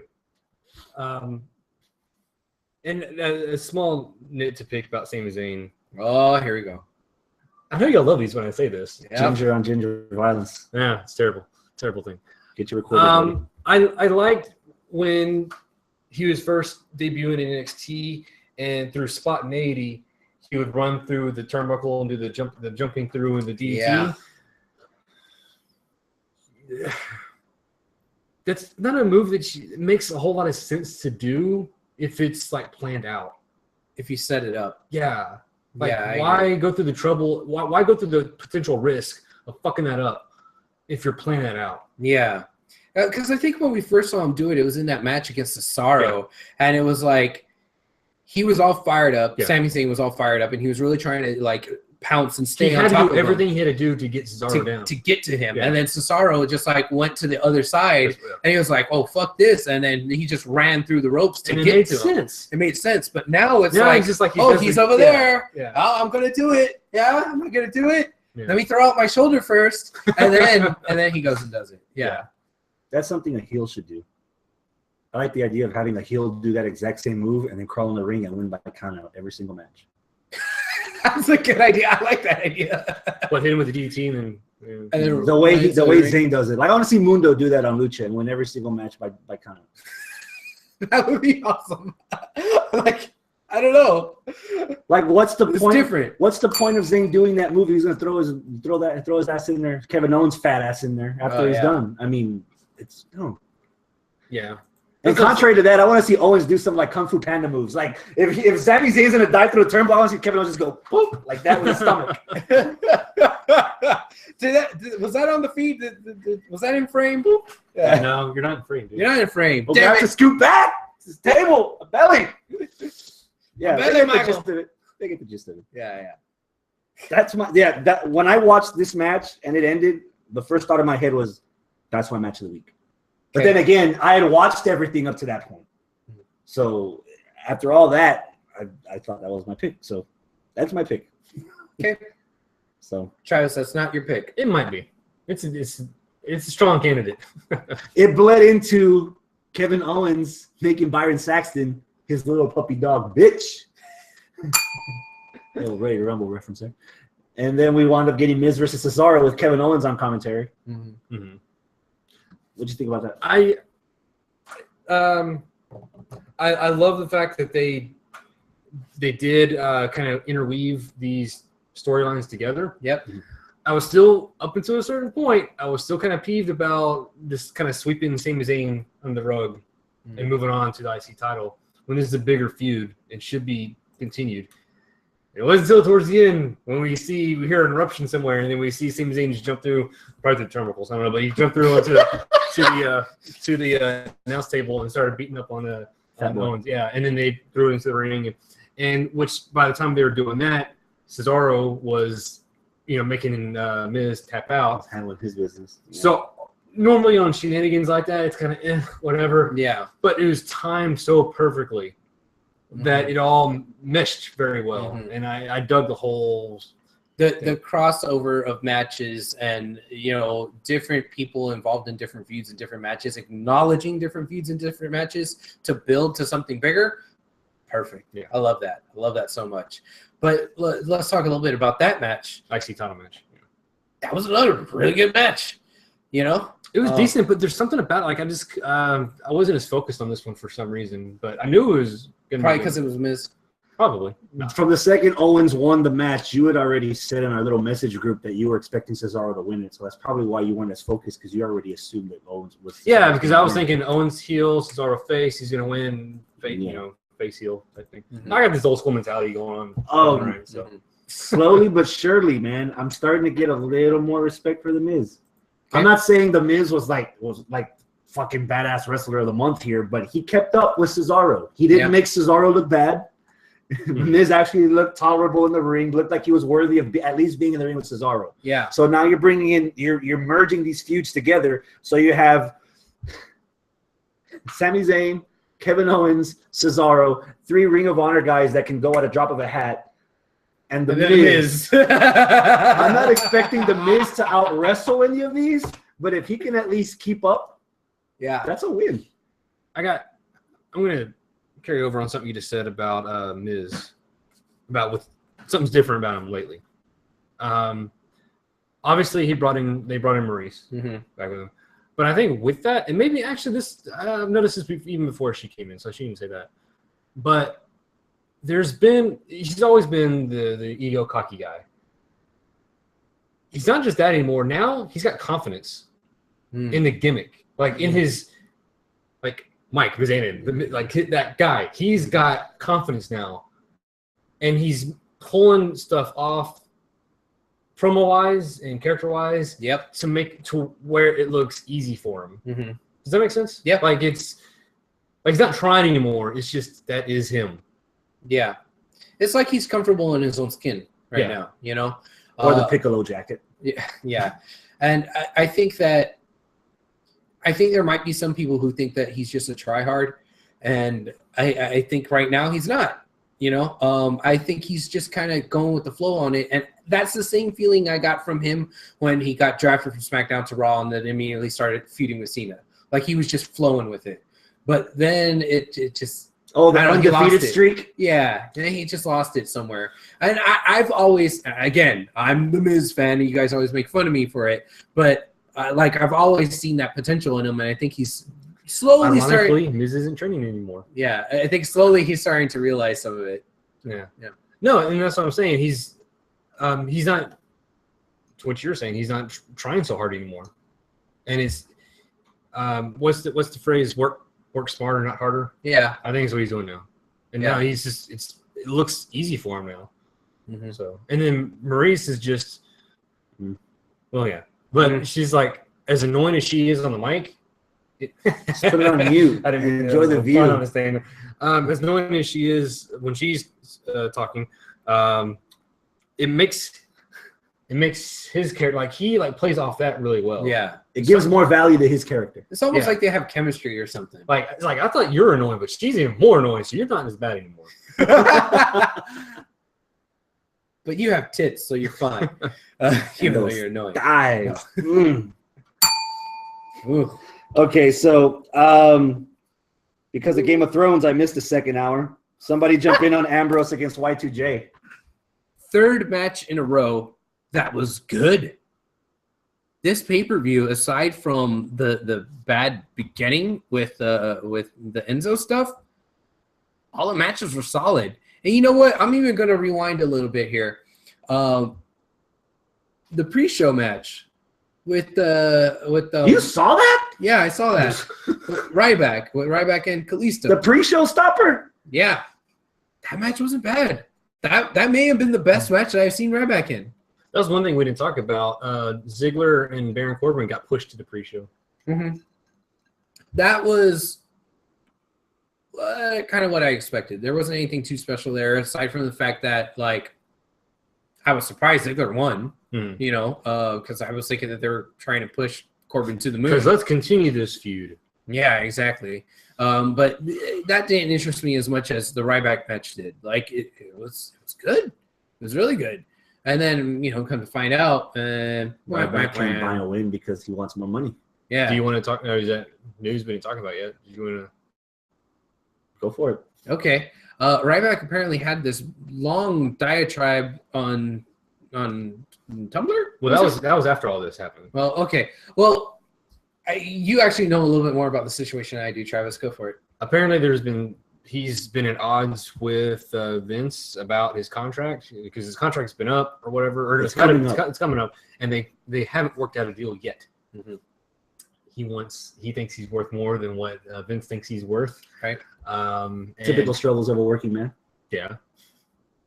So they can't come to terms. So that's why he apparently asked to be taken off TV because he's upset with his position in the company and his spot right now and what they're doing to his character, and he doesn't want to be portrayed as a loser, pretty much. Did he grab Vince McMahon by the head and say, "Stupid"? No, because he's not in jail yet. Oh, no, he's not suspended for 90 days. Oh, jeez. He should. He should put his hands on him. Then he gets suspended for 9 days, then comes back and has a campaign thrust upon him, interrupting people's jokes and looking down Natty's boobies. I don't mind it. Natty does have some nice movies. How you doing? So, Good, Yeah. apparently. it was after that. Well, it was after the that pay-per-view. We lost, and then he was actually supposed to be in that battle royal on Raw. To fight Kalisto again. Yeah, but obviously he wasn't there, and that's when we found out that he was sent home. It's weird because Jack Swagger was also on that graphic, and he wasn't in the match either. And so is Heath Slater. Maybe they just didn't get the memo. He didn't I'm on hashtag that it. match? Well, shit. I'm still in my chonas. I'm busy tweeting. I but gotta yeah, get over because y'all can't help me. No. so that's where we're at right now. Ryback. Even it was after all that. Ryback posted this big old thing. What? Ryback is the new social outcast member. No. Hell yeah. Hey. Yeah. The Ryback. Uh-huh. Yeah. the machine. Well, anyway, okay, so there was this whole big diatribe, right? Right. And what did he say? You read it. I haven't read it. I read most of it. He read it to us. He read us the juicy parts. Okay. Basically, he was kind of, in a way, cutting down WWE and saying that, we should get equal pay whether you're a winner or a loser because it's predetermined. And Yeah. we have merch sales that helps out if you're a winner. So why not pay the losers just as much? Yeah. I don't know. He's asking. It's a money situation is what it's coming down to. But he's kind of shooting himself in the foot and burning a bridge over here that he shouldn't be doing. Yeah. Unless he's that upset with the company. On the other hand, there has been stories out there about Vince who sometimes if you stand up to him, he'll respect you more and be like, okay, well, he stood up to me, Well, time will tell what happens with this, but Yeah. I don't see it working out for. Right now. Yeah. He's just another wrestler who's trying to put himself over Mm-hmm. to Vince of all Yeah. people, and you gotta. It's one thing. Say what you will about CM Punk. There's one thing he said in one of his promos. He's just a cog in a machine. Yeah. You take him out and replace him with anybody. Don't think that you're too Yeah. important to be replaced. Yeah. Because guess what? You're not. Right. That brings us to CM Punk? no answer HWR question. Scott the Scott from Scotland posed a question to us. Oh yeah. If you were Ryback, where would you go? Yeah. I got to answer that. First It's thing that popped in easy. my head. Yeah, Yeah. Japan. Yeah. Gaijin? Japan loves their big guys who fail in WWE. Just big American dudes. Yeah, big Americans. Yeah, I could see him going over there, filling a void that was left by Giant Bernard, that was filled with Gallows, that now is a void again. Now that Gallows is gone. Yeah, Well, New Japan just lost a lot of Well, talent. So They anybody have Cody Hall. yeah, but Cody Hall's not like He needs a foil. yeah, he's not a bulk dude. Cody Hall's Cody's Cody Hall. Yeah. Well, he's tall, but I mean, yeah. you know, he's not a Ryback. monster like Yeah, like Ryback will be, he could be the big guy over there, and it'll just get wildly over, you know. So yeah, I could see him going to Japan, and that'd be pretty cool. So, but I think we're all three in agreement here. Listeners, you guys, you tell us what you think. If you were Ryback, where would you go? What would you do? Would you go to Japan? Would you go to something different here in the States? Would you flip burgers? Would you go join Kane's insurance sales agency? What would you do? What would you do? Would you open up a Shoney's? Eat all day at the buffet? Feed me more? I don't know. But yeah, let us know. We'll throw that up on Facebook. he'll be assistant manager to Scott Steiner Shoney's day shift. Oh, you keep eating the 33 1/3% of the profits because you come in here and you say feed me more, and there's half of the food that's on the buffet that because you ate 1 ton, which is half of 3 pounds of chicken and waffles. Natty versus Charlotte, Travis. Get us back on track. No, back on track was Ambrose versus what's his face? Jericho. Yes. What did you think about that, Travis? Something about Jericho and his whole past run. It's like I just can't get into his. Really? You don't care? I think he's lost a step. Really? Yeah. Ooh. I'm going to go one step further. There's no longer an appeal to him because he comes and goes. Like, it doesn't matter. And to a lesser extent, The Rock, Brock Lesnar, all these guys that come in and out, Taker, like, I don't want to see Jericho on WWE television again unless he's in NXT. If he's going to do what he's supposed to do it from scratch. Have Jericho put over guys in NXT. He's too big for that. They won't do that. Easy money. Take 2 matches in one night, get paid 3 nights worth, get the hell out of here. Like, what? I mean, they tape 6 months in advance anyway. Yeah, go play with your bass and Fozzy after. Yeah. Ukulele. Uh, Yeah, it doesn't matter. I'm glad that Ambrose won. If Jericho had won, I would have been pissed. yeah. At the expense of Groot, I would have rather had Jericho win. Groot, he's referencing Monday night with a potted plant. Oh yeah, okay. Charlotte versus Natty. Was it what you thought it was going to be? Man, Brett really didn't look like he wanted to be there. He was just kind of standing there and being grumpy. I mean, at least Flair, when he's out there, Flair's like doing stuff and he's like, slapping his arms, like wooing and, but like Brett was like, I'm here for my niece. That's it. Fuck the rest of you guys. I'm here for the healthcare. They saved Jerry Lawler. If I have a heart attack, not only will it be ironic as fuck, but I'll have great care. And I'll have a buddy in the room with me with Enzo. He reminds me of Dave Mustaine from Megadeth. He's just standing there stoic, like, I don't know what I'm doing here. I'm just paid to be here. Yeah, like, I give myself a 4 out of 10. Yeah. So it's like, I saw clips. I was like, yeah, he doesn't want to be there. And then the match itself, like, it was good. Again, another match, But nothing really stood out for me. There you go. It was good. It wasn't great. There could have been so much more to the match. And then the ending, it was like, okay, Natty. I keep forgetting about this. This fucking screw job, stupid ass shit. Yep. That was the biggest faux pas of the night. Planned faux pas, if you don't count the Enzo stuff.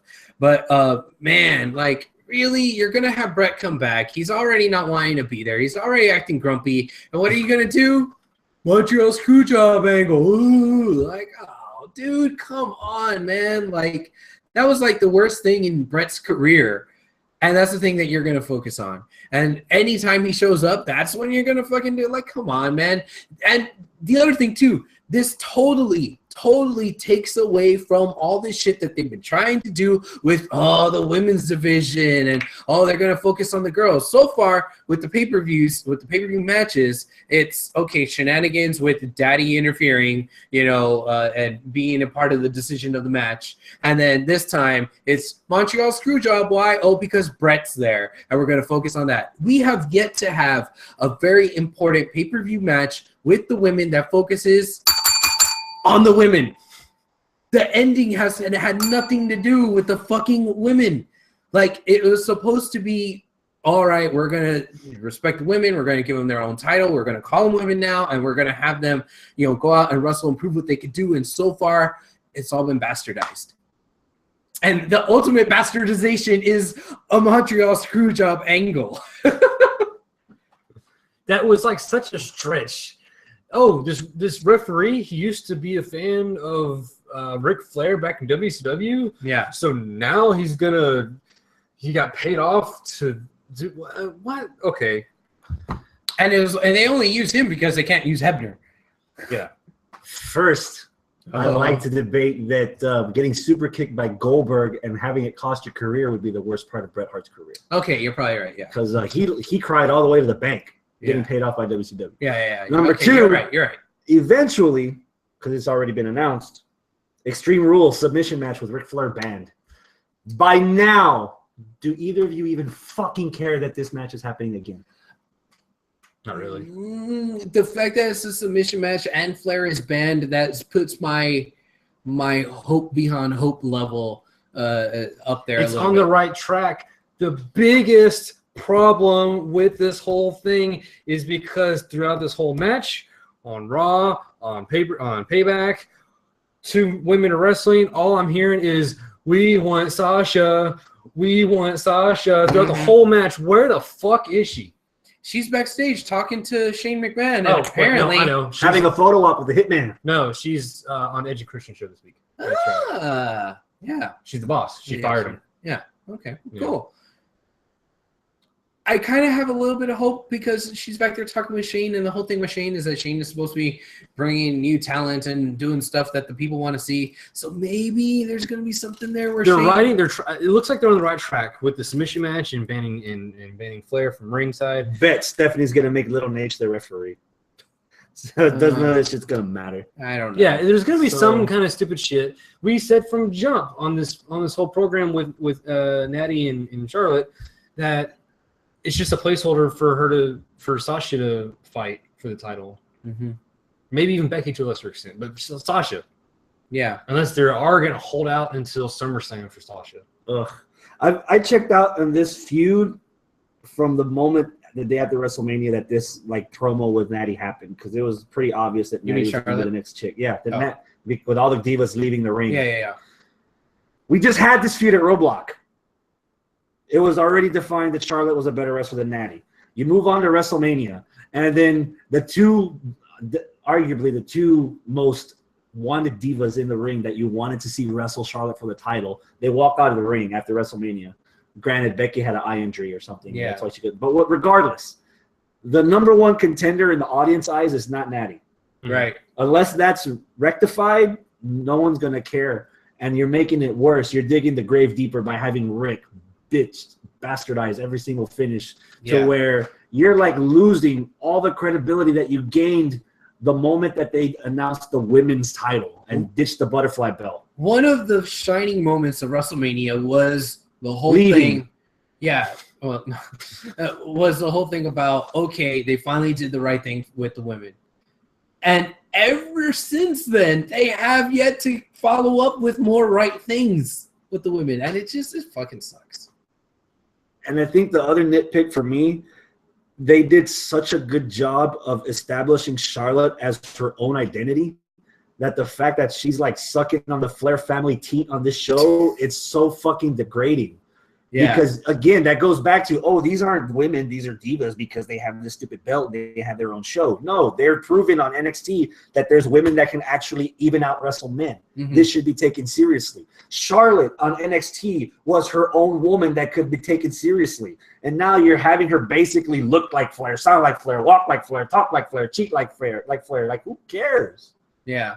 Like I'd rather take the clicker and watch NXT. See, imitating and like shoving it down your throats that, oh, she's Flair's daughter is one thing. But what they should be doing is more like, yeah, she's part of that lineage.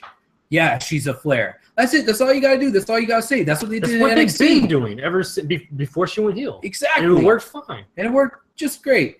And Right. I mean, the same thing works with Cody. Like, we all know Cody is, the son of a plumber. Like, we all know who he is. But he's fucking Stardust. He's dashing. He's, Phantom of the Opera. He's everything else. He's paper bag. Yeah, he's his own dude. But yeah, we know his heritage. Randy Orton, third generation wrestler. He doesn't walk out with a cast every fucking week to thank Yeah. his dad or whatever. Like he Yeah. does his own That's thing. what's missing from him.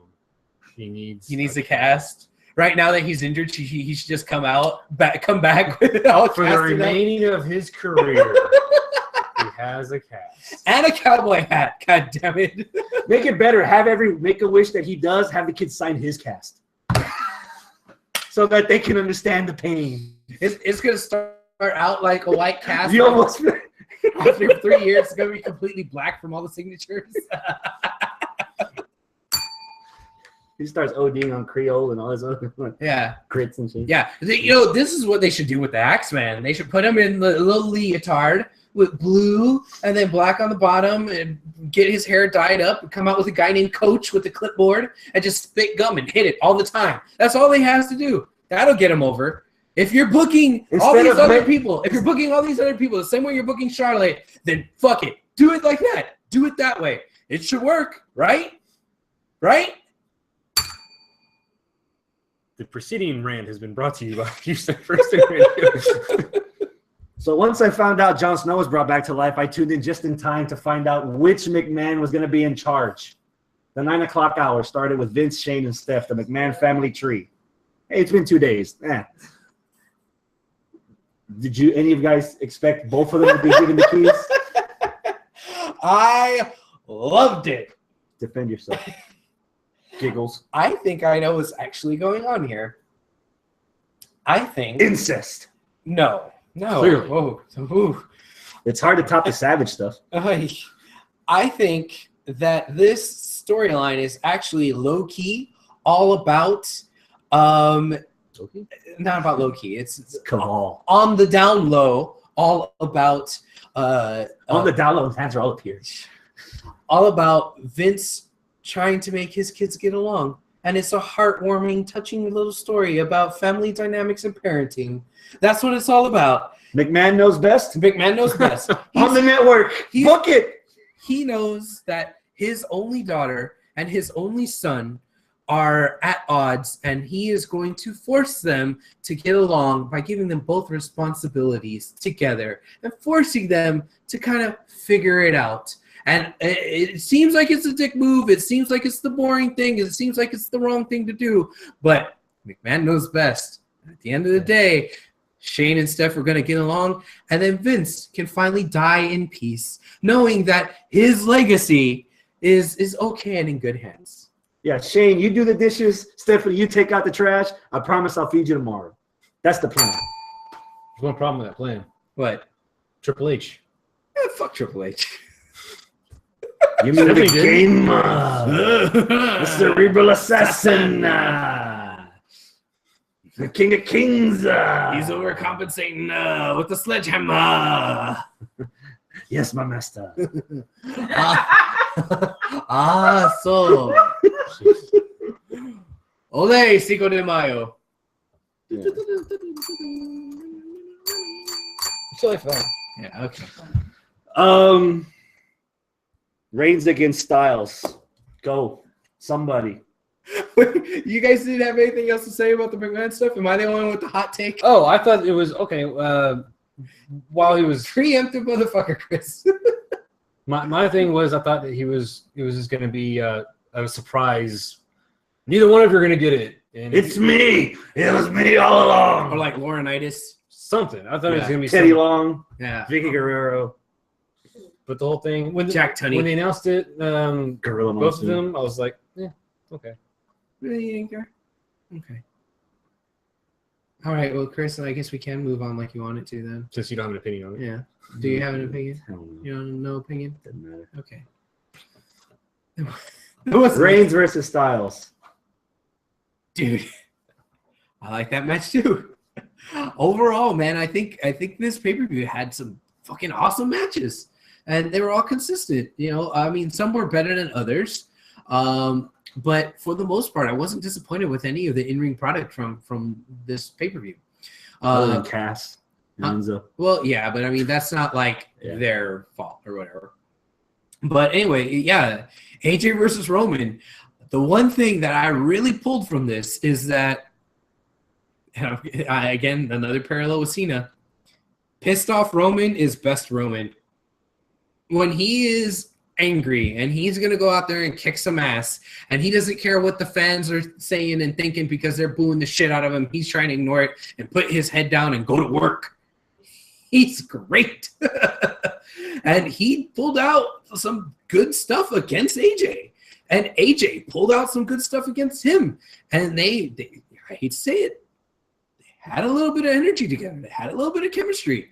I think they put on a really good match. I liked it up until the ending. Which ending? The first one. Okay. And then you got all the stops and the restarts and The things like that, shenanigans. Yeah. But I thought, well, what I think to your point, what made that match good, Mhm. AJ was selling really great and putting Roman over Mhm. like $1 million Mm-hmm. in that match. He made Roman look good. He had to, dude. I didn't really notice this when we saw it live on SmackDown. But them two in the ring, AJ is not a heavyweight. Yeah. So it made total sense for AJ to flop like a fish out of water for everything Roman did. Mhm. It made everything look damn near perfect. Mhm. And just like the Miz and Cesaro reference, Roman kept up. Mhm. It wasn't. It was. There was never a point where I was like, "Man, I don't want to watch this." Like it was good. There was legit chemistry. Was okay. Well, hold on. Was Not it, a lot, but you can see the no, no, no. potential. Was it you wanted to watch it because of what was going on, or because of the intrigue of what might happen? Because at this point, we didn't know if Usos were going to come out, if Gallows and Anderson were going to come out, or maybe Finn Balor was going to come out. Mhm. There's a lot of variables going in this match Mhm. that kept the interest of this match Yep. going strong. Did any of that affect? Yeah, I mean, I think that just added to it. I mean, I'm I don't want to say that, oh, well, all the good stuff that happened is only because of all these other things. No, I'm trying to give the devil its due here. They did good. They did good in the ring. And all that other stuff about the intrigue as who's going to interfere, what's going to happen, are the Anderson and Gallows actually going to help, and it be revealed that AJ wanted them to help the whole time, or are they going to continue the storyline? Like, all of that added to it, you know? That's kind of why I didn't mind the shenanigans, because I thought the shenanigans was going to be just straight up Bullet Club redo, and that's it. Yeah. But no, it was shenanigans that was from earlier in the night with both Stephanie and Shane both being in charge. Like, they immediately both flexed their muscle. Shane came out and said, no count out. Steph came out and said, no DQ. I'm like, oh, all right. That's how they're going to do the dueling banjos here with this thing. I like it already. So I kind of enjoyed that. I also enjoyed the fact that if Shane had not come out and it did actually really factually end on a count out like that, I would have loved it. Because you don't see that in championship matches, main events anymore. That would have been. There's a reason for that. I don't know. I think it would have been great because it would have shown that, yeah, AJ was able to knock this mofo out. He was able to win. He didn't win the championship off of the technicality, but you know what? That means we're going to get another match out of this, and it's probably going to be badass. And AJ can gloat and say, hey, I beat you. I knocked you out. I left you laying for a 10 count outside the ring. And then, well, I'm still the champion. Roman can be like, well, you didn't really beat me, and and that could have just kept the storyline going. So I would have been happy with that. But, you know, then they continued with the no DQ, and I'm like, okay, you know, they're still going somewhere. And then out come Anderson and Gallows, like, oh, shit, what's going to happen? And I bought it for a second. I bought it. I was like, oh, shit, they're really going to give this to AJ. they hooked me. They did too for me. They did, and I enjoyed it. I enjoyed the ride. You know, not knowing exactly where it was going. So I was cool with it. The only nit I have to pick on this match of the week candidate is I'm going to call bullshit on you. Why? Continuity. Okay. The graphic specifically said control of WWE Raw. What the fuck did either one of them have to do with them changing up the match on the pay-per-view? They could have started that shit on Monday. Okay. Hell, they could have announced a rematch on Monday and have AJ state his case that I couldn't pick this fat ass up to break the 10 count, and that's how I won. I should have a belt. And then gradually pay that shit out over the next couple of weeks. Okay. That's valid. I get you. Other than that, that's the only way that they could have pulled it off for me to be intrigued, as opposed to your original statement of, yeah, I was just expecting them to run out willy-nilly and just like, bleh, all. Yeah. So regardless of how we got there, I don't know. it was better for the outcome. Yeah. And they got me too. They got me too. That was a strong contender. Regardless of how the little hiccups in the middle slowed the pace a little, dude, that was my contender for match of the week if it weren't for Sami Zayn and Owens. Okay. It was really good. You know what? I agree with you. Not once did I waver from watching. Not once did I fast forward or anything. I was like glued. Yeah. So it was worth my time. So I definitely match of the week candidate. Okay. Match of the week candidate for me too. Now, was there anything else about that one match? No, unless you have something right now. Not for the match, no, but we kept getting this phrase. Thank you. I was on a lot ever since last Monday was a new era. Mm-hmm. It's a new era of. It's a new era of. And it's the first pay-per-view of the new era. Yeah. So, I was going to ask y'all, what did y'all think of this?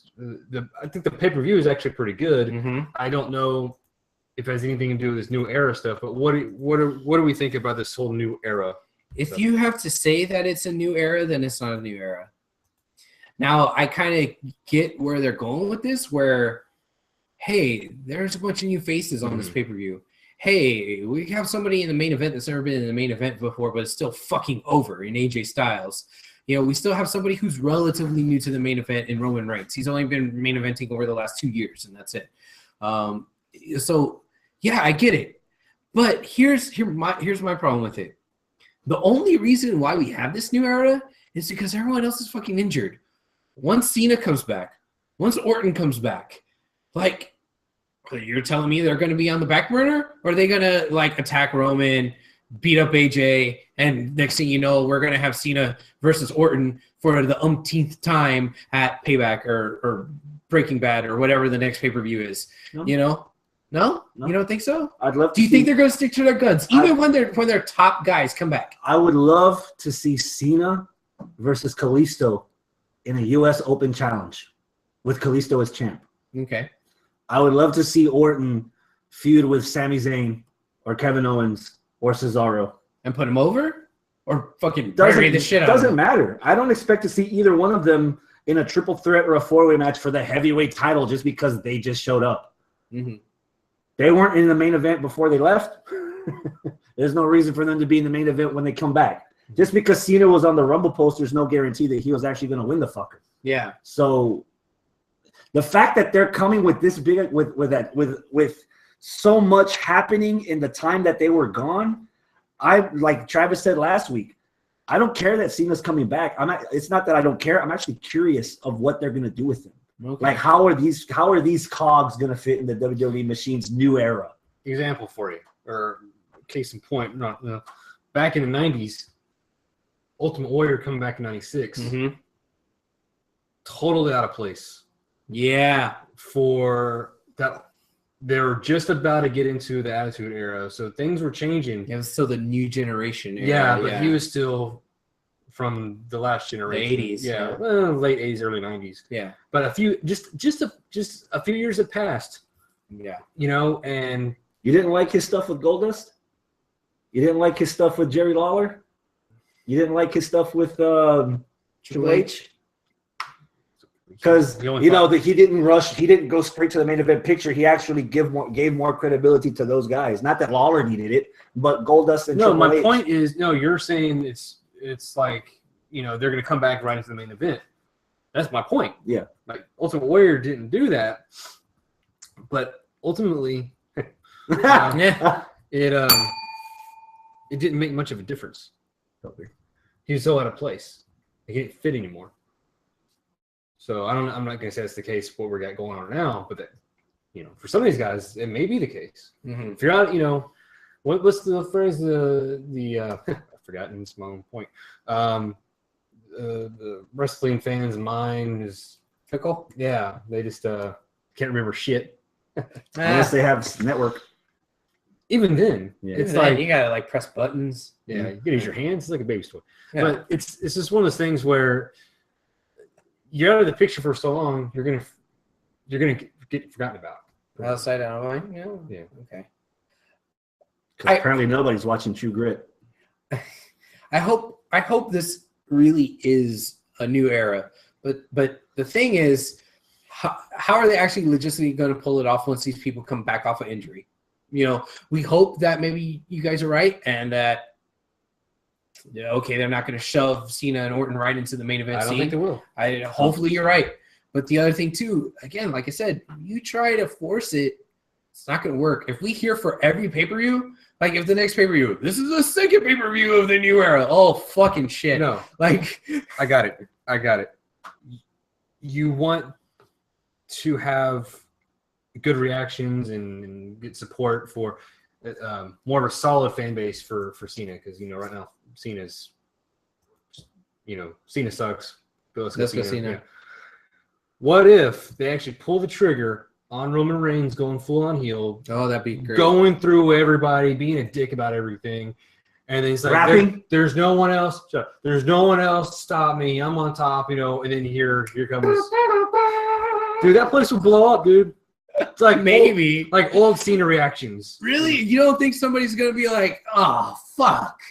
Now we have Roman and Cena together. Cena has never had the guy to go against on a heel level. Okay. The only CM Punk. Maybe. Well, but No, Punk was face. no, Punk came back. People like Punk. People liked Punk a lot. This is Roman Reigns. This is a guy that if you pull the trigger on that heel turn, he's going to be a fucking heel. And it's not going to be let's go Roman. Will sucks. Roman Reigns suffer the same Cena syndrome where if they turn Roman heel, the people that booed him are going to cheer him and the people that cheer him are going to boo him so the reaction is not even going to change? I don't think so. No, because he hasn't been there. He hasn't been there first. There's only one way to find out. But he hasn't been there as long as Cena to where Cena got that reaction when they try to do anything with him. He's still fresh enough, not long enough in the tooth that you can do the heel turn with Roman. I think so. Yeah. I still say he's acting like it. I still say it's coming. All right. Well, before we transition to Raw, overall grade of the pay-per-view. You had your anticipation levels for the whole show last week. What's your overall grade on 1 to 10? I go with about an 8. I was thinking 7 or 8. Yeah. What about you? Missing the second hour, I still give it, for what I saw, about an 8. Yeah, this was a darn good pay-per-view. For internet reactions from what I've read on different message boards and Facebook and Twitter, it was overwhelmingly, surprisingly very positive. Yeah. It was quality over quantity, I think. It was no 7-hour mega spectacular like the last pay-per-view. Don't remind me. Before we move on to Raw, do we have anything? Yeah. Fortunately, anything from the plebeians? Okay. With the whole Ric Flair issue, do you think Charlotte is getting good heat or bad heat? You know, and see that always goes back to the whole thing about, is there even such thing as bad heat? I mean, I know that the whole X-Pac heat thing, it's like I never thought that it was real. I mean, people don't like her, so I guess that's good because she's a heel. So No, she's getting good heel heat. yeah. It's not X-Pac heat or anything like that. But do you think that there is such thing as X-Pac heat? There's such thing as bad heat? So where you just booing someone just because you don't like them? Yeah, do you think that's a real thing? I mean, because after all, that's the reaction that the promoters want out of that person, right? Or is that a different debate for a different night? Yeah, it's just getting too late now. I think it's good. For me, I think it's good because she's getting booed. Yep. Except for the whole rant about the fact that it's fucking up the whole women's That's not revolution thing, that but discussion. that's not that discussion. Right. Yeah. Anything else? At the beginning with Shane versus Taker, Shane said literally, you have control of Raw, you control everything. He did technically say that. Yeah. Okay. Yeah, I guess you're right. But if you're gonna say that, you may as well say I want control. Instead of control of Raw. I don't know. Yeah, another inconsistency with WWE. I see what you're saying. There's though, some whoever- vagueness in what they're saying. Whoever brought that up, I see what you're saying there. And then Seth Rollins returned in the new era. Holy shit. Okay, if anybody can come back to a huge face reaction going up against the heel Roman Reigns, it's Rollins. Yeah. Holy shit. I mean, I know he was a heel going out, but a lot of people still liked him. They were already cheering him on that last run. Yeah, and he went out on an injury. That's already going to garner some sympathy. Anytime somebody that's a biggish enough name coming back, it doesn't matter if you're a heel. Right. You come back, you're a babyface. And if you're going to be a babyface coming up against Roman, your former Shield brother, who is now a dick, and you're going to take him out and get back what's rightfully yours, oh, I'm on board. But Yeah. they have to pull that fucking trigger with Roman. Yeah. They got to make it. If you look at the last 4 or 5 weeks of Roman Reigns on TV, there is so much inconsistency with what he's trying to do. He's not a bad guy. Even that He's not a good phrase guy. is ambiguity in its own. Is like, I'm not a good guy. Well, what the fuck are you? He's the guy. Great, you're the guy. Like, Yeah. it's there's so much gray area in this whole character. That's why it's just hard to get behind the guy. Well, thank you, Portia, and thank you, listeners, for chiming in. We're going to move on to Travis posted this after the pay-per-view. Oh, It's not too late to ask, what'd you think of Payback? What do you think will happen tonight on Raw? So we had some people reply to this. Daryl Hughes, the wrestling itself was decent, even good in some cases. Exhibit A, bummed that Finn Balor didn't debut. Wah, wah. Some parts went way too long, like the McMahon segment and the Ambrose Jericho match. Damn shame what happened to Enzo. Here's for a speedy recovery. I see Raw being more of the same. Mm-hmm. Now, on the thing about some things going on too long, do you think maybe some of that was because Yes. the tag match got cut short? Yeah. Yeah. But I thought, well, the man segment I thought went too long. Yeah. They started repeating themselves after a while. Okay. Cody Young. I really enjoyed the matches. I honestly feel like Reigns versus Styles could have been a match of the year candidate, but restarting the match twice killed it for me. Also, why didn't AJ just roll back out of the ring to restart the count? He acted so surprised that he didn't win the title via countout. What happened to him being a veteran? Good point. Can't argue with that. Yeah, that's a good point. Dylan Robert Howland III. Not bad. Not too sure about that Raw opening promo-like segment with the decision. If they needed to fill that much time, how about taking the U.S. title off the pre-show? Whoa. Yeah. Yeah. Well, devil's advocate. They didn't know about the injury. Regardless of the Casanangel injury, if you're saying that promo went too long, why not cut it and just cut it down to like half the time and put Kalisto Because they're filling time for that match. For the tag team match. It got stopped because of the injury. They didn't know that was going to happen. Everything went long. I thought he was saying that he was talking about promo before the match. There was no promo for the match. No, wasn't like an opening? the Raw. He's comparing the promo with the McMahons as an opening segment for Raw. I get you. At that point, he should have cut it. I got you. So into Raw, you talked about Roman Reigns being the heel. I missed the last segment of Raw. Apparently, it ended with Roman and the Usos standing tall over AJ. Yep. Was Roman facey or heely or something in the middle? To me, it was a little hilly, but Yeah, a little Healy. there was a spot. Okay, there was a 6-man tag. It was Right. Roman and Usos versus Bullet. the Bull Club. Whatever. We could say it. Why Yeah. not? Bullet. Bulletproof Club Oh Jesus. worldwide. How did the match actually end? The match itself. I remember what happened after that, but I can't.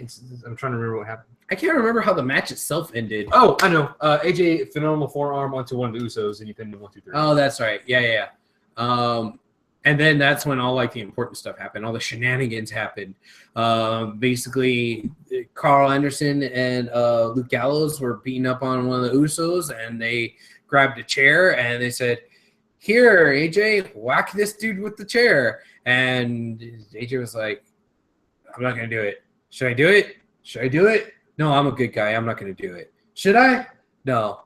But you're my friends. But no, yeah, I'm gonna do it. No, I'm not gonna do it. Dude, what the fuck? Why aren't you doing it?" It went on for like 37 fucking minutes. But he finally put the chair down, and then they started talking about it in the corner, and then the Usos came up behind him, and they started attacking them, and then one of the Usos hit AJ with a chair.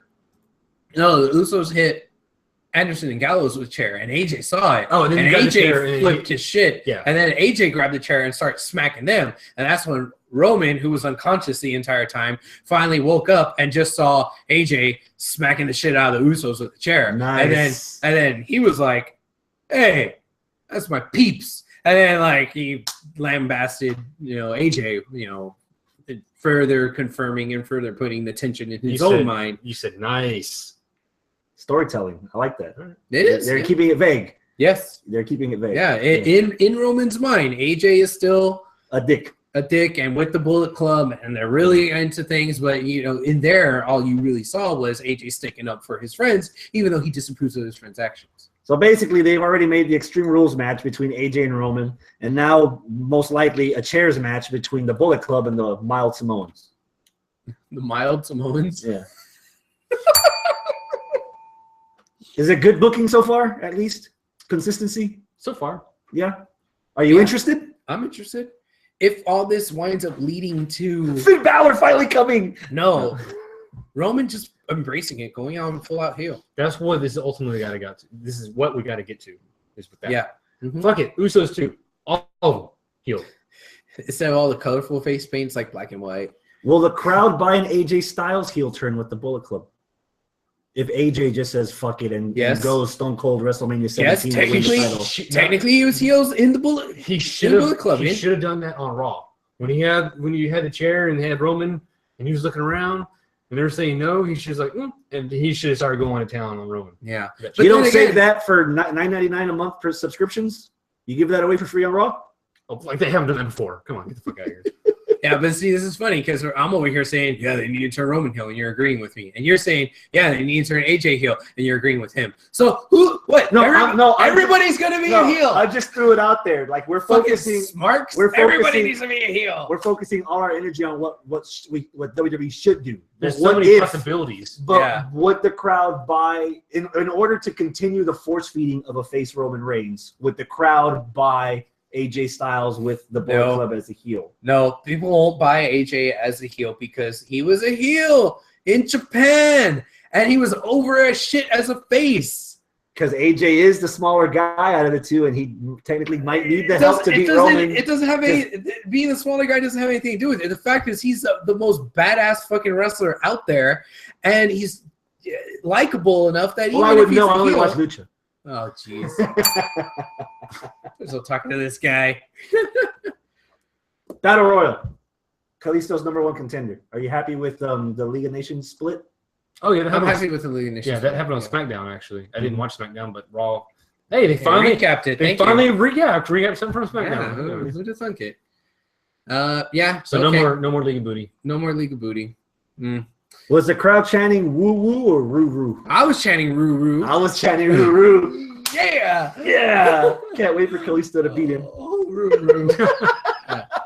Yeah, I'm very, very thrilled with League of Nations being split up because that means maybe now we could see more out of Rusev.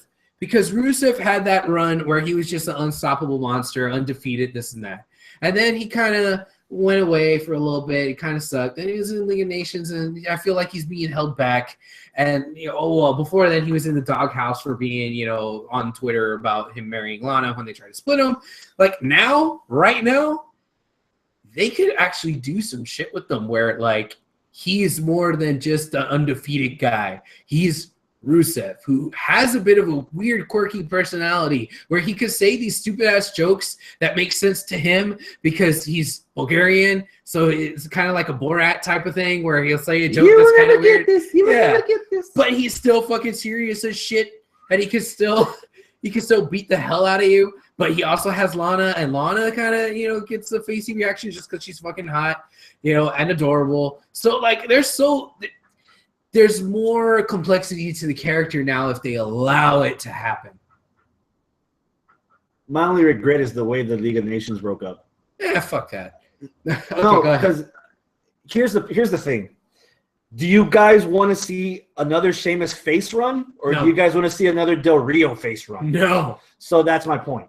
They should have done something where one of them accidentally hurt Lana during the breakup, and Rusev goes all Vegeta on them and beats the shit out of both of them for putting his hands on his fiance, thus getting him some man points, some credibility, some sympathy in the relationship, and actually have Rusev as a face character you can cheer for Okay. against I'm down. either one of them. I'm down. As opposed to Rusev just sticking him back as a heel, back in the U.S. title picture with Lana. Like something different where we could have actually cared, because So you don't like the this. most potential in that three on their own would have been Rusev. And Yeah. to stick him back with the same shit he did before he left, it kind of defeats the purpose of actually putting the group together. Okay, so that's Like, a take. So definite. you don't like him winning the Battle Royal. I like him winning it. It's just a shame that he's going back to status quo. Is he? Maybe. I mean, he could be. You've already read the booking? You've already read the script? Well, they taped 4 episodes of Raw last week. No, he didn't. You're thinking NXT. Travis? I'm just saying there's potential there. You're talking about his quirky side. I don't even care about that. I care about the fact that he looks more imposing now. He's got a better look. He's slimmed down a little bit. He's more. I don't know. Something about him. He looks more legit now than when he did. It's the boots. Whatever. He I now guess. has wrestling boots. But anyway, I think he's more overall defined character, and even if you, say he's going to go back to the U.S. title thing, whichever. Did he ever win the title? First U.S. title? He had it. He had it, Cena yeah. took it away from him. After Rusev beat him the first time at Fastlane, Cena took it away from him at WrestleMania when Rusev drove out on a tank. And that's what started the Cena And US then the title US challenge. title, Yeah. All right. So if he beats Kalisto for the title, what if they bring back the European title? Ooh. That's I know we said that last time, but I mean, I'd buy that for $1. Sorry, I didn't mean to derail the whole show with my RoboCop reference. We've had bad impersonations tonight, all Yeah, around. I guess so. Yeah. Anyway, that's all I got for it. Okay. What else happened on Raw? And anybody want to elaborate on Ambrose and Groot, or we just move on? Oh, poor Groot. Or Mitch. What's his name? Mitch? Yeah. Mitchell? Okay. Get a name? Mitchell I missed the whole P. thing. Potted Plant. Up to the point where Chris Jericho came out, I was actually enjoying the segment with Dean Ambrose and Stephanie McMahon. You could see the hamster Dude. turning in her head, and you're like, Dude. "What? This is the equivalent. That Of, promo. this is the equivalent of Jon Stewart putting Seth Rollins in his place on his Daily Show segment in the ring, Yeah. where you could see like the frayed ends of sanity starting to come undone with Stephanie McMahon, like slowly. Dude, It he was was awesome. pushing every button Always. so You accurately. just forgot the one in between the legs. Oh, woo. That's not a button. Well, stuff comes out when you press it. Like, Something we press. Well, okay, whatever. we'll Like give that. you an anatomy Yeah. lesson later. Yeah. Poor Nancy. And You're saying there's a button? There's no fucking button. When you feel it, you'll know. Yeah. If you press it enough, wear a raincoat. oh, jeez. Right, Porsche? Right. Oh, jeez. Groot and Ambrose. Yeah, screw Ambrose. Sad. But yeah, the promo itself, great. And then Jericho, like you said earlier, Jericho. You know what? Maybe you're right. Maybe I'm not digging Jericho as much as I used to. I'm sorry. I mean, it's still Jericho, but yeah. I mean, what's he gonna do? Fucking throw him in the Cruiserweight series just for nostalgia. Oh, jeez. Yeah, we could Have get. him turn into a pretzel by Jack Sabre. Oh, jeez. They Dip have him in sugar. Old Man Ultimo Dragon in there too. Why not? Fuck it. The thing is with the Jericho highlight reel, how do you say this is a new era? Oh, yeah, yeah. And then do highlight reel with Jericho, who's been around since 1999. Yep. Yeah, Ambrose Asylum. Brand new, Brand fresh. new. People liked it. Yeah. Different. Had Mitch. Yeah, Yeah. good old Mitch. Yeah, He's a talker. yeah. Damn, Mitch didn't even last as long as fucking Francesca. Francesca won. He didn't last as long as the real Mitch Hedberg. Oh. I voted on quadruple tree. Yeah, that would have been. Hopefully, that's not the end of it. Maybe Shane will be like Steph's a bitch. You could have your show back. So You know, it's like- that'd be nice. You know, they'll probably gonna do that too. On SmackDown, Shane Yeah. will probably come out during highlight reel and say, "No, you're done." Yeah. But anyway, and then again with new era stuff, it's still all about the McMahons. Yeah, I guess. The young McMahons, not the old one. You got gray hair. Still younger than Vince. Shit, Vince is like what? Vince is a 100 fucking hologram. Yeah, he's like 157. Somebody show some love for the Becky versus Emma match. Whoa, Emma. Oofta. Yeah. Yes. Hey, That's- Macarena. yeah, that's some good Hey, stuff. see, good Again, you're out of frame. He does all his shenanigans and his gestures out of frame. But yeah, it was a good match. I'm glad that they finally started doing something with it, because didn't we have the complaint last week that what happened to the whole thing with Emma and Becky? Mhm. I thought they were going to start a program, and then 2 minutes squashed by big boobies, and now we don't even care about Emma. yeah. Well, no, they're doing a thing. So yay. Is it a thing or just a one-off match? I don't know. I hope it's a thing. They made it sound like a big deal, showing all the tweets and stuff on the graphic Yeah. before the match. Okay. Next. The show opener, Owens against Cesaro. Another match of the week candidate. Think so? I think so. Okay. I I love agree. It was fun. The candidate, fun. Is Cesaro and Owens, dude. God, how can you fuck that up? I'm sure WWE will find a way, but that's really hard to fuck Put it up. on main event. Yeah, I know, right? But I mean, for the most part, I feel like same thing with Becky and Emma. Becky and Emma was a good match, nice, solid. Owens Cesaro, good match, nice, solid. But I don't feel like we got anything new. But didn't that match didn't that bleed into the ICs? Like Miz was on commentary, right? Was that the Miz was and out then there. they all kind of shenanigans and everything. Yeah, I mean, it was the same thing from the pay-per-view pretty much. All four of them got involved and they brawled and like that's it. So I don't feel like anything changed or anything progressed. Like the pay-per-view was really good. Raw just kind of kept everything from the pay-per-view status quo to me. Yeah, I mean there was no big revelations on Raw. No, Nothing I can think of off the top of my head. Chris, are we wrong? No. Sounds good. Other than the long lasting Ambrose Asylum got canceled, but Right? other than that, Oh, here's a thought. Hmm? Elimination Chamber, Intercontinental title. Owens, Zayn, Cesaro, Miz, Orton, Cena. Holy shit.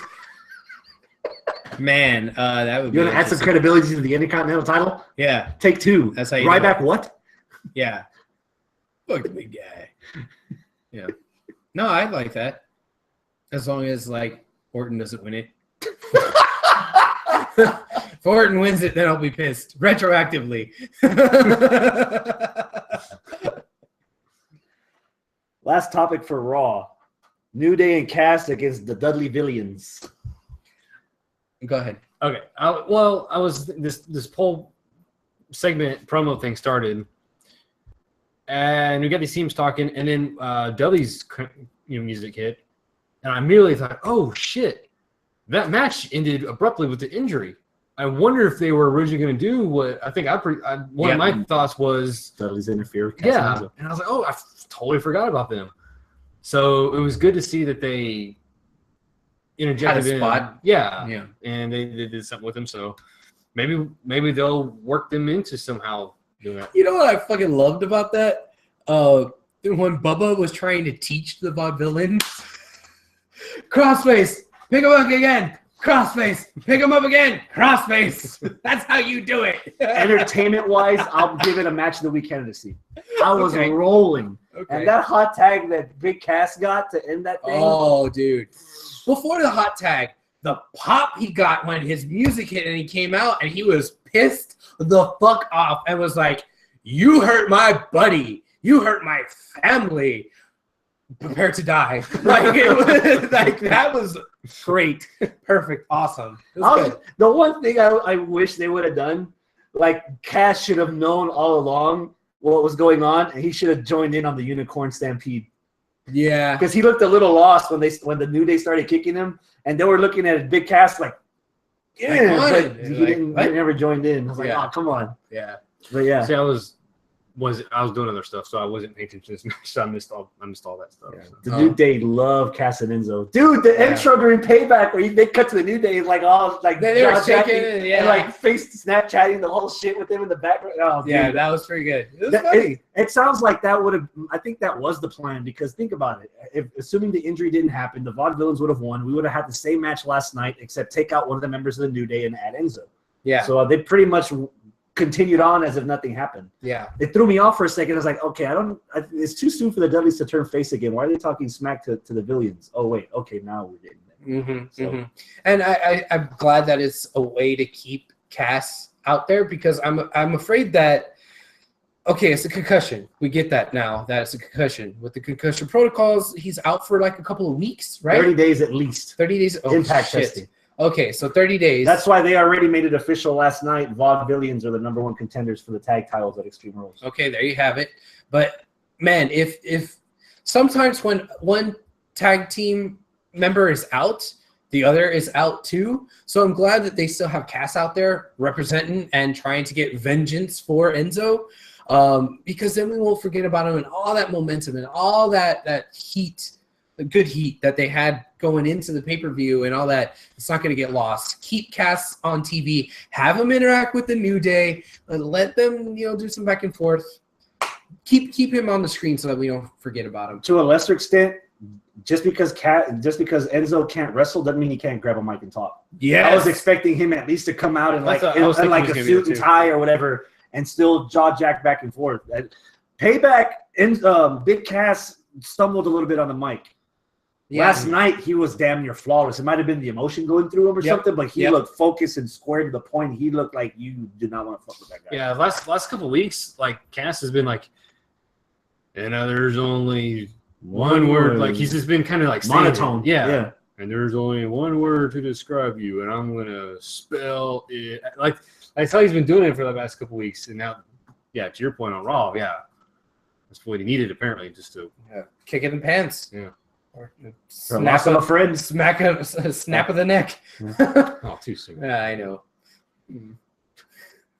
All right. That's it for the Raw talk. All right. So that's almost the end of the show there. Portia, did you get anything else from the humanoids watching on the YouTubes? Yes. There was one gentleman that was asking about Goldust and R-Truth. Will this make Oh my God. God. R-Truth selfie stick from SmackDown was hilarious as fuck. That was funny. I loved That was it. real funny. It was an actual stick with a leaf And tape. and tape. With a phone that had a crack on it. Did you notice that the phone And it was all on the cracked up? and it was a home screen. There was no camera app whatsoever. And it was duct taped. And to another point, another gem from SmackDown, the New Day on commentary, making Byron Saxton sit his little monkey ass on the corner of the announce table while they were doing like impressions of Gorilla Monsoon and Jack Tunney on voice. Yeah, While Cass and Enzo were fighting Social Outcasts. probably. Yeah. And Vaudevillians were clapping on the rail when the whole thing was over. That I was expecting more of that on the pay-per-view, Mm-hmm. but they wanted to just sit in there and have a deep dish and popcorn and shit. Yeah. Anything else, Portia? It was also mentioned that when Enzo was injured in NXT, when he was rocking their wheelchair, Right. bling, Yeah, Cass showed up too, and you just shine like a damn Chrysler building. there you go. Yeah, I mean, yeah, that was, yeah, Enzo did get injured. I forgot about that. And Cass, for a little while, he was spreading his own little wings, flying the nest, soaring the skies like an eagle. Well, he ain't got that far to go. You see how tall he is. And you can't teach that. Very good. In 30 seconds or less, review episode 1 of Camp WWE. It took me a second. It took me a little while to get on board because the first beginning thing with Vince acting kind of stupid, I was like, this is too much self-serving to Vince. But then once they brought in all the other characters, all the other wrestlers, and they started saying stupid shit, it was good. It was funny, and I was on board. I liked it. Ta-da. There you go. Not bad. Yeah. Travis, I'm going to give you a minute because you don't like the episode. You didn't like it. No, it wasn't funny. Damn, At all? I guess you didn't need a minute. I just know. 3 minutes. That's all you need. That's all the fuck I got. And him motherfuckers knocked out in the first goddamn round. What did you hate the most?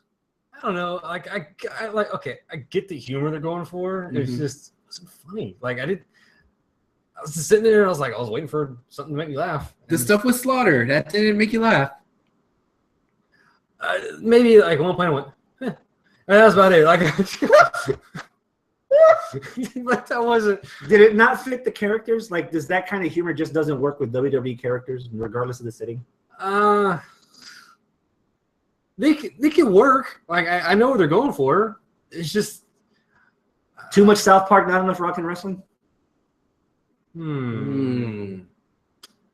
Maybe it's like they were trying to. It's like they were forcing the whole adult animated series. Like we're gonna cuss just because we can. But it didn't add anything to the humor. It wasn't funny. Like Oh my God. the script wasn't funny. Like I don't know.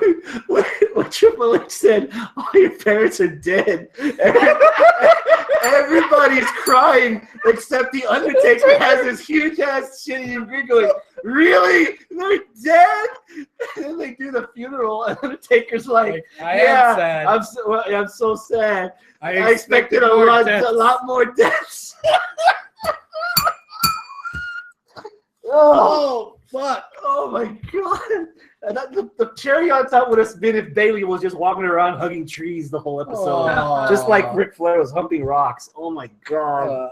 I'm sorry, Travis, you didn't like it, but I fucking loved it. That was I know. I expected you to. yeah. Thank you. Oh, my God.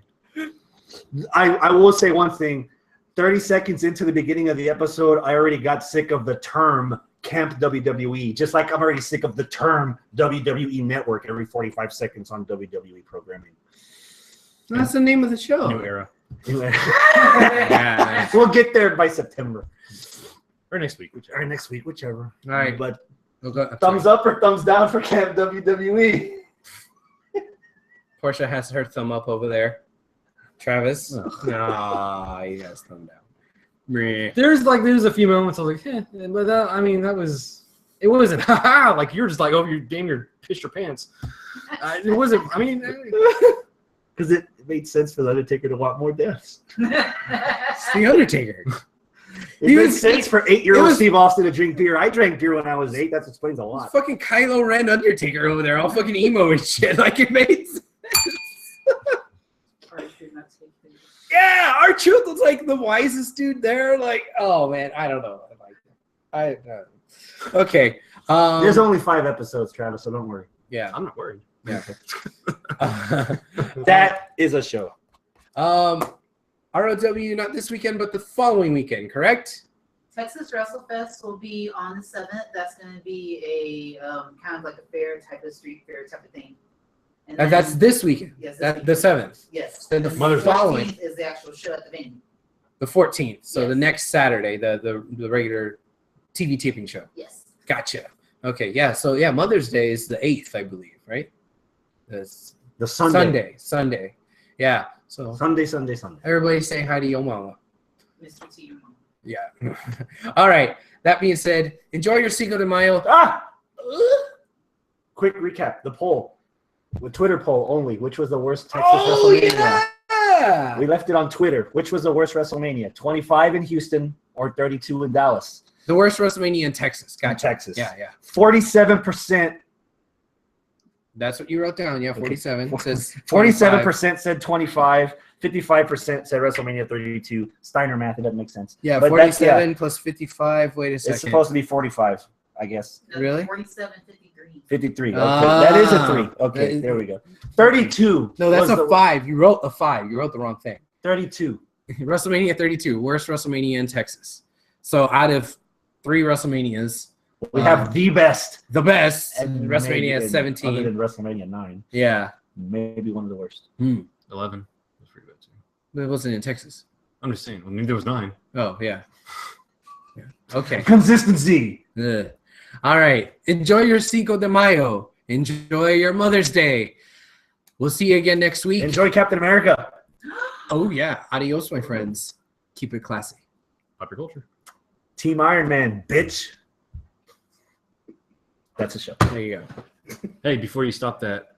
Oh, your stories. Is this actually going to be B-roll like old school? Old Sure. school B-roll. Oh, shit, Wow. well, turn off the Here camera we go.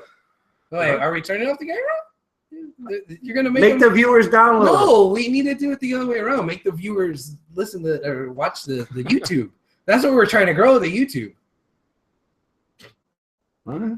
I don't care. Well, then shut that down. No, I mean, I want He to. won- I want to record it. Okay. Pay attention. Hey. Go. Thank you. All right. So this past weekend, it was Texas Frightmare Weekend, horror movie convention that I've been going to for several years. Even it's kind of grown to other people that we know that goes down now. I think Porsche, you were there. I bumped into you, so I know you're there. Probably because there's a lot of people. There was a lot of people. I'm gonna get to that. That's probably why you were bumping into a lot of them. So anyway, we left Friday night around 6:30. This place, it takes a little over 4 hours to get to. Dallas from yeah. Houston, 4 hours, yeah. Yeah. So Ugh. on my GPS, it was telling me arrival time 10:50. 10:50 was the expected time I was going to get there. All right. So, mind you, I just got off work, changed, we're out the door. Right? Oh, 10:50 at night. Yeah. I thought you meant 10:50 in the morning. Okay. No, because I left. I got home from work. Focus. So left around 6:30. I said, okay, we're gonna go. We're driving for maybe a couple hours, and then we'll stop and get something to eat, and we'll. Did your GPS drive you off a cliff? No, shut up. Oh. Okay, so we get there.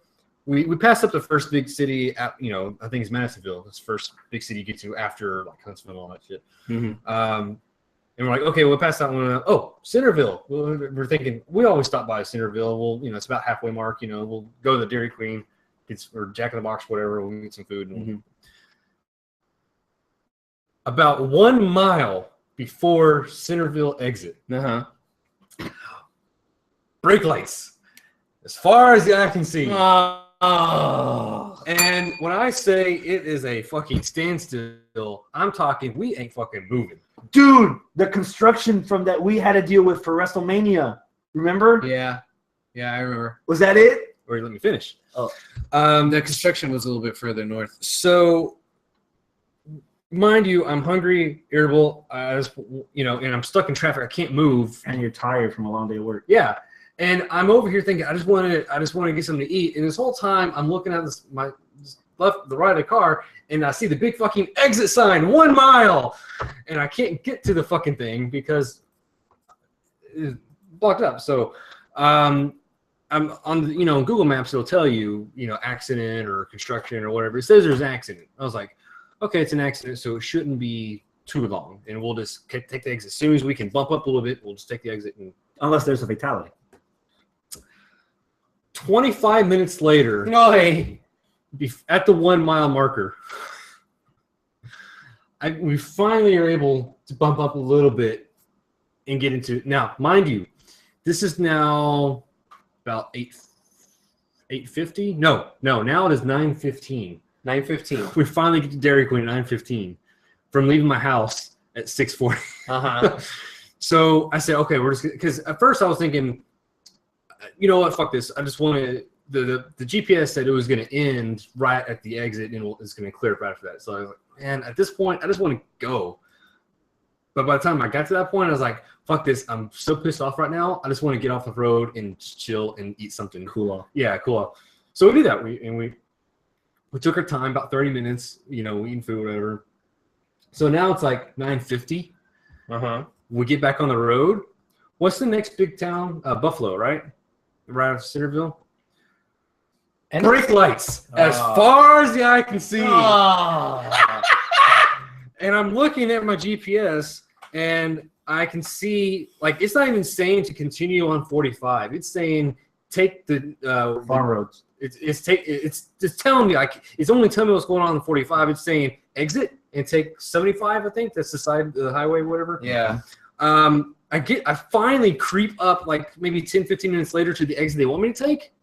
It's blocked off, barricaded. Oh. So I got to go 2 more miles in this shit of getting to a fucking exit. When we finally get up there, and Porsche, I think you were probably stuck in the same shit that I was, so you can attest that. I finally get up there. There's a fucking they shut down 45 apparently. There's a big fire truck in the middle of the fucking road. Oh my god! And they have guys out there like airline dudes with the flight. They're directing traffic out this fucking exit. So we have just a line of vehicles going out there, and every turn you get to, it's another fire truck, and they got people going around. It's like a big fucking Detour. Well, yeah, it's a detour, but it's like a maze they had us going through, and 1-lane roads. All this fucking traffic going through this fucking road. That was about 9 or 10 miles on 75, and then we finally get back to 45, and then from 45 we're going, and then wait, I forgot. There's a big fucking storm that's supposed to be coming. Oh, here's the fucking rain that I was waiting for 2 hours ago, and here comes the fucking rain. So now it's from this point, it's just rain and traffic. We're still moving, we're still going, but it's just at this point you're like, what the fuck? It's now my GPS now has it, instead of 10:50 arriving, my arrival time is now 12:45 in the morning.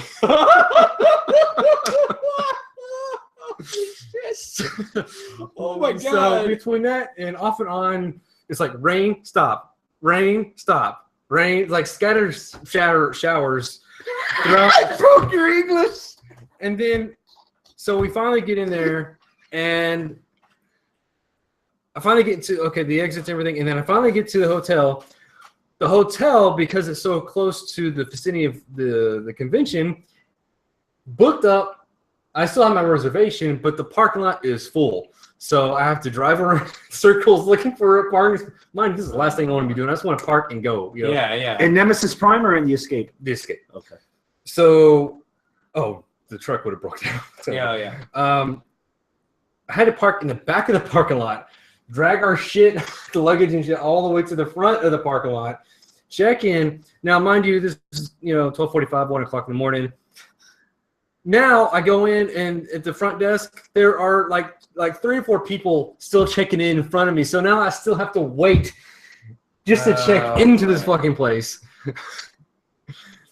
And then to top it off, the front desk clerk or whatever, you're gonna love this, Chris. Shit. Missing an arm, one-handed. He's like taking, so he's a little bit slow and it's like typing everything in. Like, so he's got to go over there and like swipe the credit cards, give him cash. So he's got to like count the money. It's taking forever for anything to go through. We finally get into the room about like 1:15 in the morning. I'm just like, I'm dead. I just like crashed. So that was our night getting there. Damn. A series of unfortunate events starting Travis in this. And I was like, at the point I just started laughing. It was like, of course, this happens on a way to a horror movie convention. Yeah. Do you have anything to add to your trip? Or does that sum up your experience too? Yeah, that pretty much sums it up, except that I was also blinded by lightning. Oh, there's a lot of lightning. There's a ton of, there's like the whole sky was lit up with lightning. But oh my goodness, it was ridiculous. Fortunately, the convention didn't open until 11 o'clock in the morning, so we had time to Sleep in. Yeah. And I thought that was the end of the excitement. Oh shit. We went through the fine that night and everything. Now, the next night, Saturday night, where we called it night pretty early, we were just chilling. And then this whole time we're in this room. Mind you, it's a nice room. It's a nice hotel. It's remodeled, contemporary, everything's nice. We got refrigerator, microwave, TV, all this good stuff.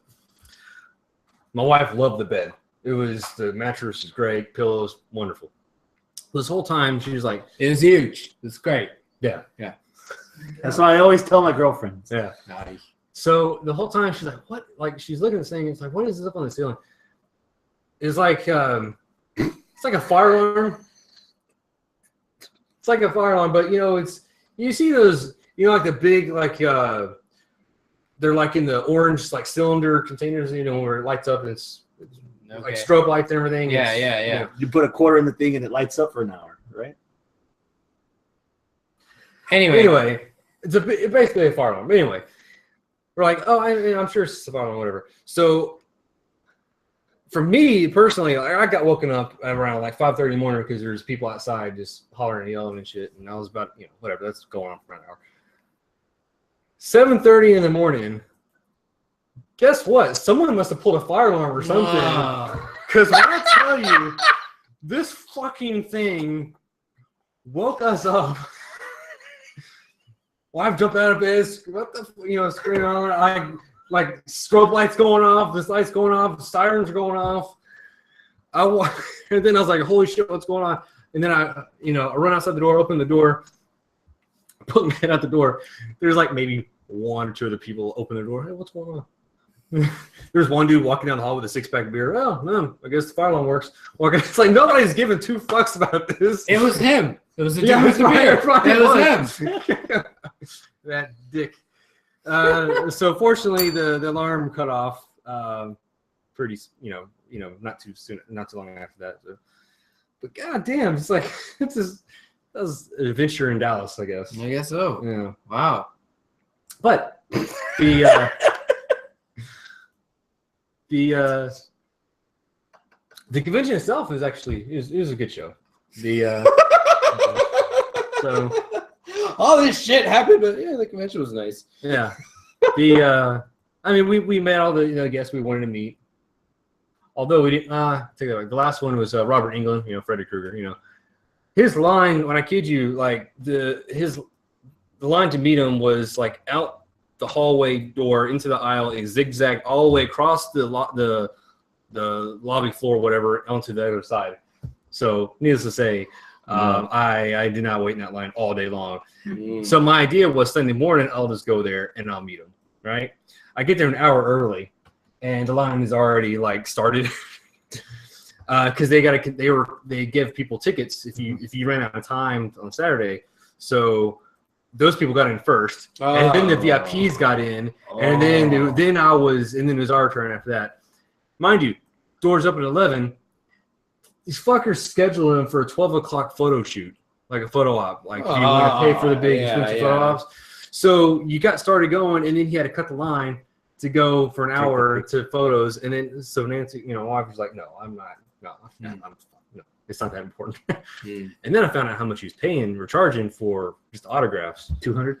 No, $80. Wow. Yeah, still It's a lot. Yeah, that's a lot of money. So that's like fuck that. So we did other things, other than just waiting in line. So we finished up doing everything we wanted to do that day, and we called it a day.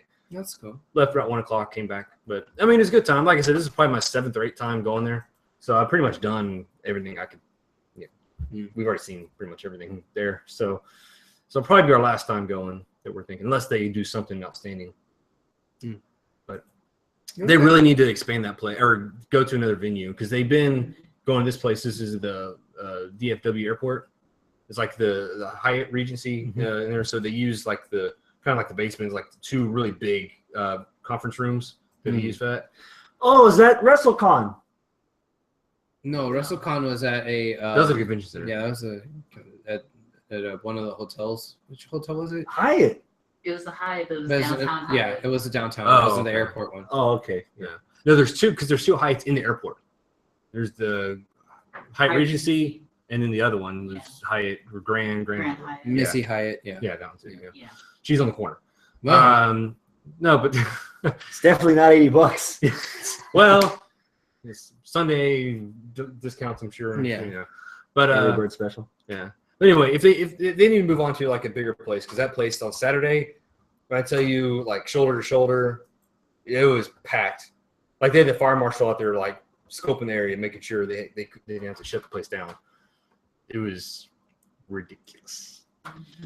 But I mean, it's always fun going there. So Everybody has that one story about checking into a bad room. that was just an adventure. Yeah, the whole trip in general. Everybody has one of those. Yeah. But I'll probably post up like pictures and stuff. And I already posted some pictures up on Pop Culture Rewind's page, and I might do a little YouTube thing or something. for it. Facebook.com/popculturerewind. Yeah, like I did that. Wait, are you saying Facebook.com/popculturerewind? I don't know, Chris. Yeah, that's what he said. I heard him say it. Oh, okay. Okay. I was there when he said it. Yeah. Yeah. You're right there. Yeah, right here. Okay. Not right there, right there. Great. Yeah. All right. But anyway, that's my story. Yay.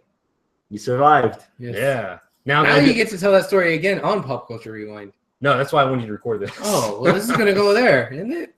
Okay. I'm sure Xavier and Mandy would give you more laughs. Maybe. So next month I'm going back to Dallas for Dallas Fan Expo. Okay, la chingada. Yeah. And then I got Space City. Well, before that I got Space City Comic Con. Oy. And then after all that we got Comic Palooza. So, Yeah. Whew, Ooh. busy schedule. Yeah. All right. Well, then that means we need to get some sleep. Yes. So, ta-da. I already did the adios, my friend. So, yeah. Bye. Yeah. Thank you, YouTubers. We appreciate you guys very much. We So, do, yes. Yeah. Yeah. All right. Let's get out of here. I got to go to the bathroom. TMI. Yes, wait. All right.